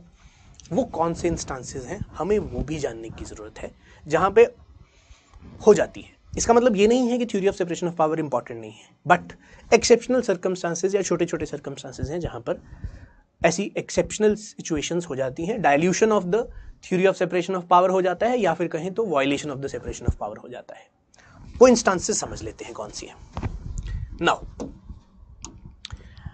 फर्स्ट, लेजिस्लेटिव एंड एग्जीक्यूटिव के बीच में separation and the extent of dilution. It says legislative and executive powers are separated by different articles of the Constitution. ठीक है, दोनों आर्टिकल्स हैं 74 and 79. I would personally recommend you 74 and 79 का ध्यान रखना, बहुत इंपॉर्टेंट आर्टिकल्स है. दोनों में सेपरेटली लेजिस्लेटिव और एग्जीक्यूटिव पावर्स की बात की है, ठीक है. तो इससे डिस्टिंक्ट फंक्शंस एसोसिएट हो गए हैं जो कॉन्स्टिट्यूशन में मेंशन है. इससे तो हमें पता लगा सेपरेशन ऑफ पावर है.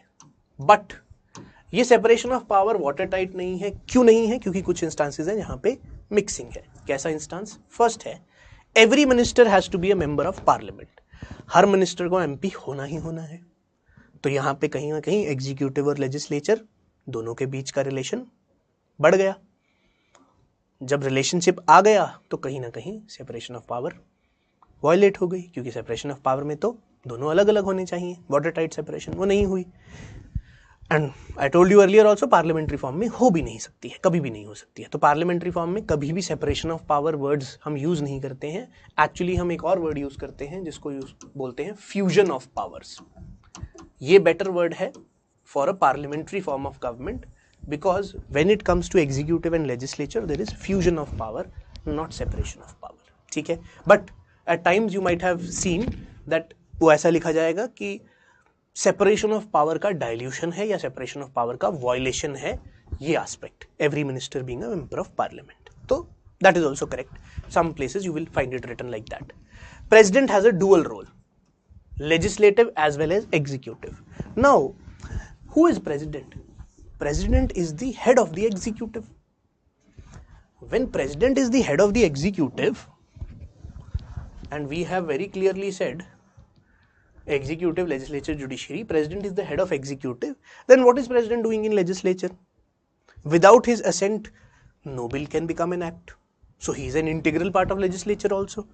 Isn't this a contradiction to the theory of separation of power, that one entity which is a part of executive is also a part of the legislature, and we have said अलग अलग होना चाहिए. तो यहाँ भी violet हो जाता है. ठीक है, वायलेशन से कुछ बहुत बड़ी प्रॉब्लम नहीं है. आप ऐसा मत सोचिए कि sir theory of separation of power violate हो गई तो बहुत बड़ी प्रॉब्लम हो जाएगी. नहीं, theory of separation of power एक आइडिया है जिससे हम मैक्रो लेवल पर इन तीनों अथॉरिटीज को अलग रखेंगे. बट कुछ सर्कमस्टांसेस में ओवरलैप हो जाता है, इंडिया में नहीं, हर जगह है, हर जगह होता है, वो प्रैक्टिकल लेवल पर जरूरी भी है, ठीक है। Then president may promulgate ordinances. What is an ordinance? Ordinance is similar to the law of parliament. President being the head of the executive is making laws, तो एग्जीक्यूटिव कहीं ना कहीं लॉ बना रहा है, problem, violation, dilution. Then you have rule making by delegated legislation. This word delegated legislation is very, very important. Why? Because this is an integral part in all democracies of the world. Legislatures of USA, UK, India, Canada, Australia, इनके पास इतना time नहीं है कि वो लंबे लंबे laws बना पाए. No. Legislatures are overburdened, and as a result of which they delegate the law making power also to the executive. What happens is, the legislature makes the broader skeleton of the law and the executive fills this skeleton with flesh. मतलब कि जो main aspects हैं वो सारे के सारे executive लिखता है, बट जो ब्रॉड प्रिंसिपल्स हैं जिसके बेस पर एक लॉ बनेगा वो पार्लियामेंट बना के या पार्लियामेंट की एक्सेप्टेंस से एग्जीक्यूटिव को दे दिया जाता है. उसके बाद सारा काम काउंसिल ऑफ मिनिस्टर्स ही मिलकर बैठकर करते हैं. ये प्रैक्टिकली ट्रू है. इसे बोलते हैं delegated legislation, whereby the parliament has delegated its powers to make laws to the executive. अब पार्लियामेंट का काम था लॉ बनाना, पार्लियामेंट ने वो भी ले दिया एग्जीक्यूटिव को, तो आप कहेंगे ये तो डाइल्यूशन हो गई, सेपरेशन ऑफ पावर का वायलेशन है. Yes, it is a violation, but practically a parliamentarian who is a layman does not have the capability to understand bills like data protection bill, which is yet to be enacted. उनके पास इतनी expertise ही नहीं है कि वो उस bill को समझ सके. एग्जीक्यूटिव के पास मिनिस्टर्स हैं, एग्जीक्यूटिव के पास ब्यूरोक्रेट्स हैं, वो ये समझ सकते हैं, तो इसीलिए वो लॉ बनाते हैं. अक्रॉस द वर्ल्ड ऐसा होता है, बट यहाँ पे कहीं ना कहीं सेपरेशन ऑफ पावर की वायलेशन है. So these instances tells us that there is a violation when it comes to separation of power, but we were talking about legislature and executive as of now, first instance. Now,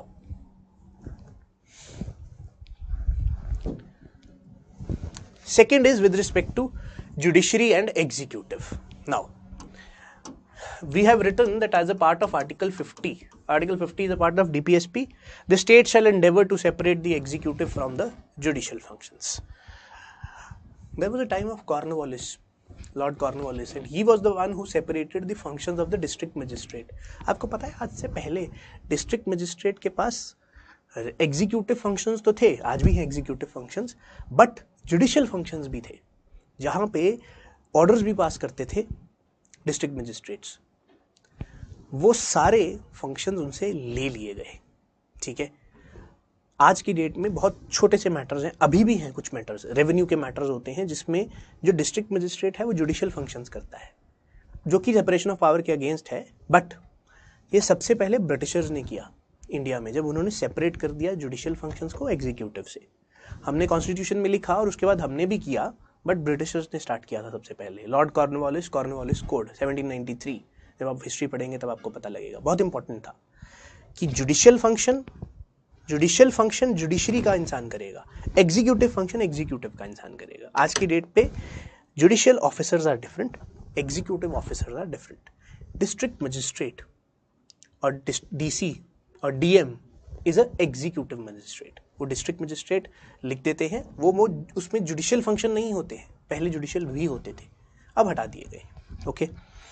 additionally 1973 CRPC came. As per the 1973 CRPC, since 1973, when the Criminal Procedure Code got enacted, the offices of the executive and judicial magistrate were separated.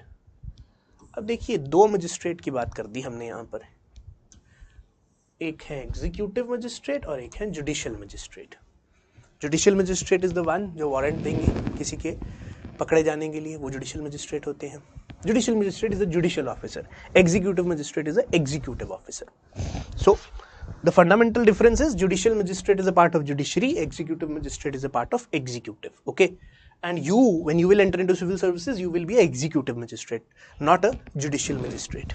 But These functions were all, some functions were still kept together. After 1973, both these functions have been separated. Okay, it is very important because it is part of separation of power. So we have done this. However, there are still many areas whereby this separation is not watertight.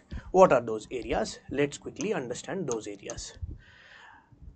President appoints all judges of the higher judiciary. Now, President here being a part of the executive, he is appointing all judges of the higher judiciary.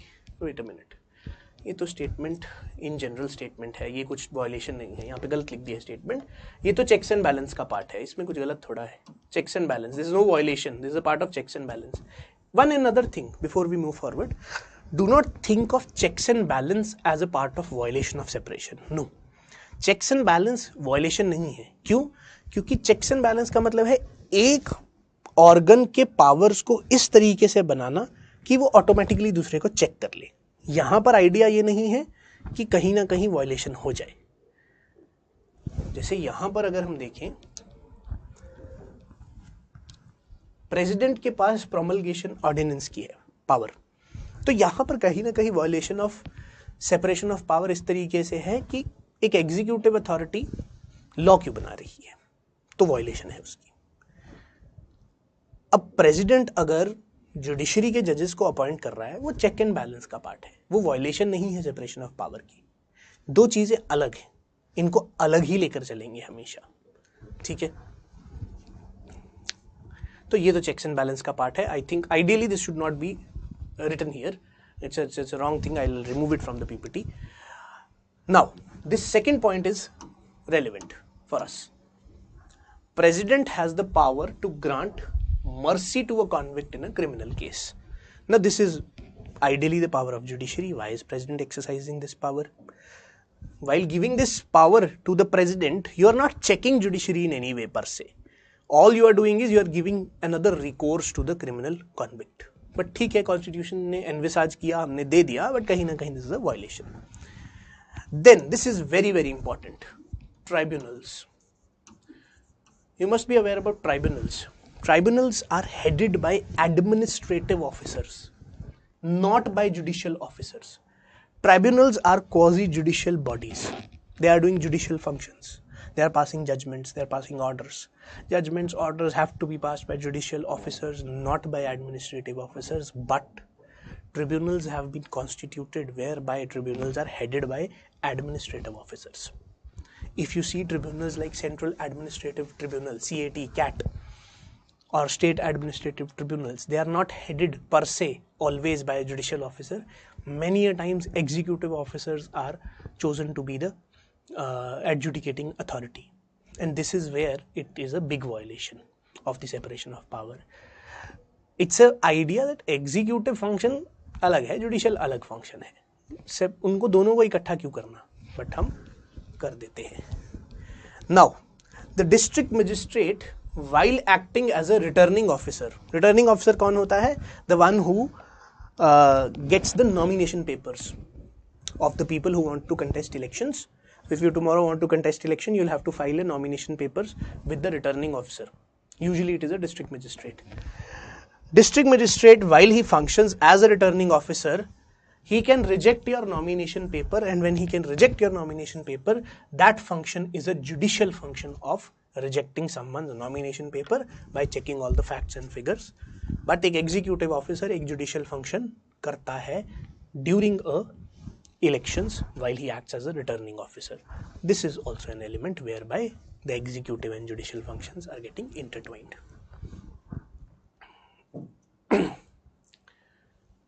Now, second last is Article 361 provides immunity to the president and the governor from being answerable to any court for the exercise and performance of their powers and duties of the office. Now here, how we are saying this is a violation, judiciary is meant to uphold the very important idea of rule of law. ठीक है, वो judicial function है, judiciary सब पे apply करेगी rule of law. But when it comes to two officers, which is the president and the governor, ये rule of law है, ये applicable नहीं होता है in certain circumstances. As part of Article 14, we read that there are few instances whereby rule of law is not applicable. One is when it is not applicable to diplomats or visiting heads of the states. तो अगर वो यहाँ पे आगे किसी को मार भी देते हैं तो उनको सज़ा नहीं होगी, उनको अपने उनके देश भेज दिया जाएगा. This is understanding between nations, but this is against rule of law, Article 14. But we allow it. Similarly, the office of president, governor, they enjoy a certain kind of immunity. And when we talk about this immunity, the idea simple is they are not applicable. Rule of law is not applicable to them. So judiciary, while doing its functions, actually cannot go into their domain. It is a power of the judiciary to adjudicate the disputes and to interpret the laws, and when adjudicating, the judiciary has to apply rule of law to everybody. But judiciary cannot apply rule of law to two executive officers, which is the president and the governor, under Article 361.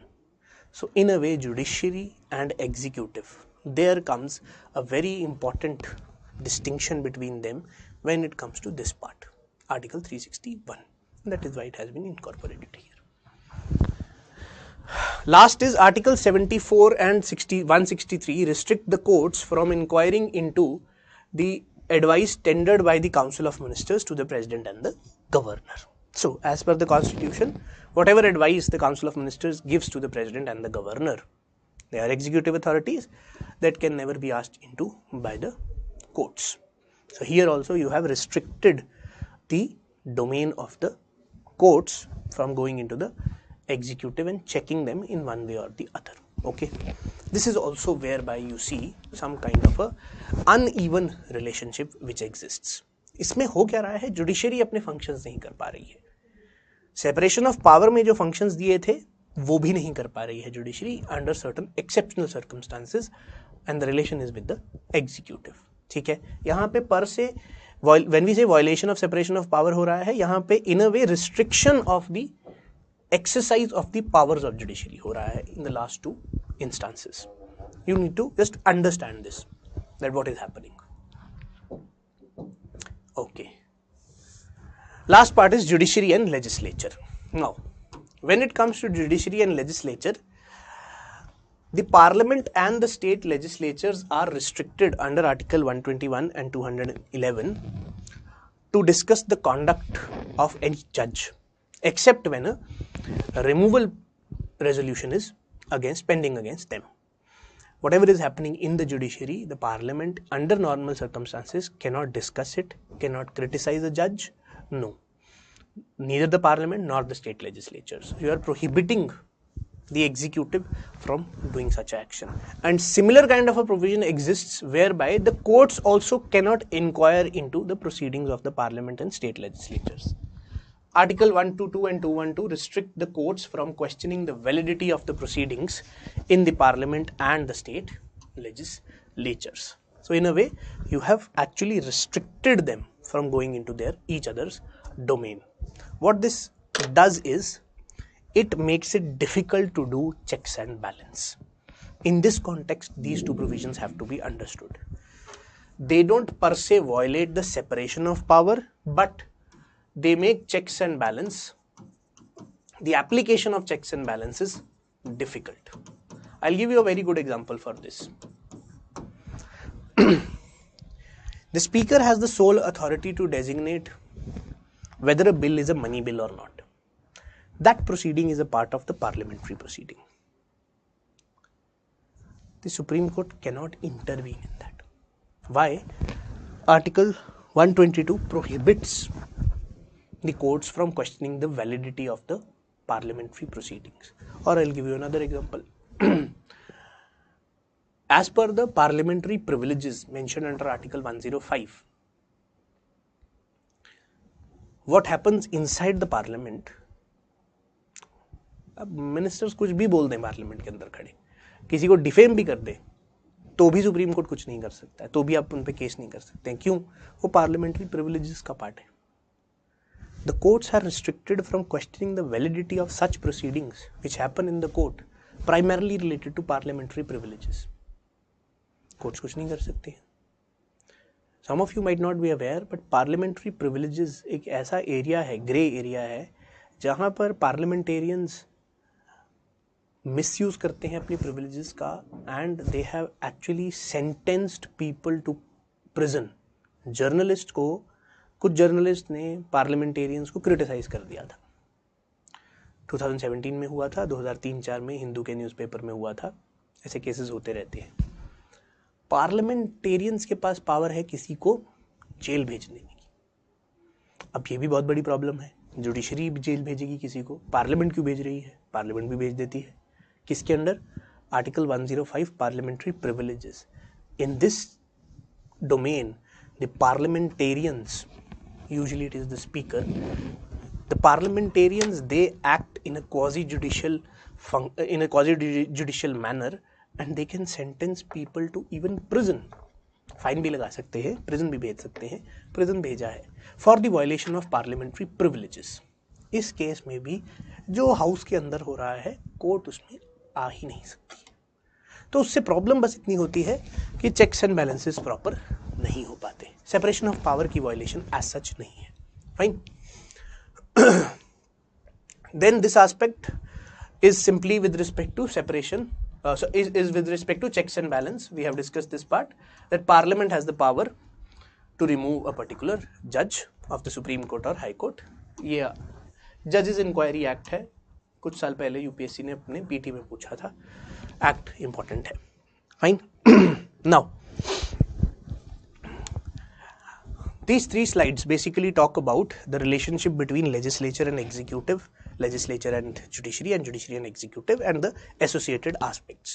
So they don't necessarily only talk about violation of separation of power, but they also mention associated themes. I'll be sharing this with you, don't worry, but this is important. Okay.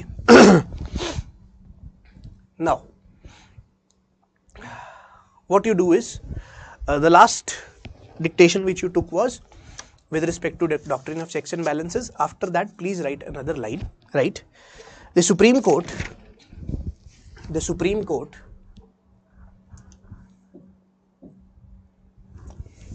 in Kannadasan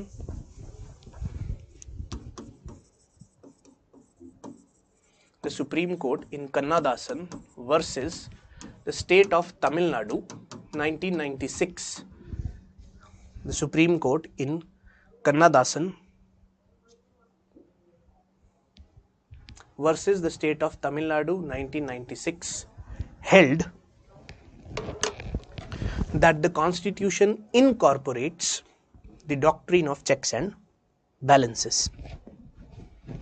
Held that the Constitution incorporates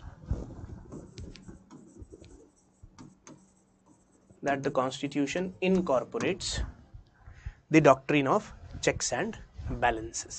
Just remember these two things, these two case laws with respect to theory of separation of power and doctrine of checks and balances. Fine. Okay. So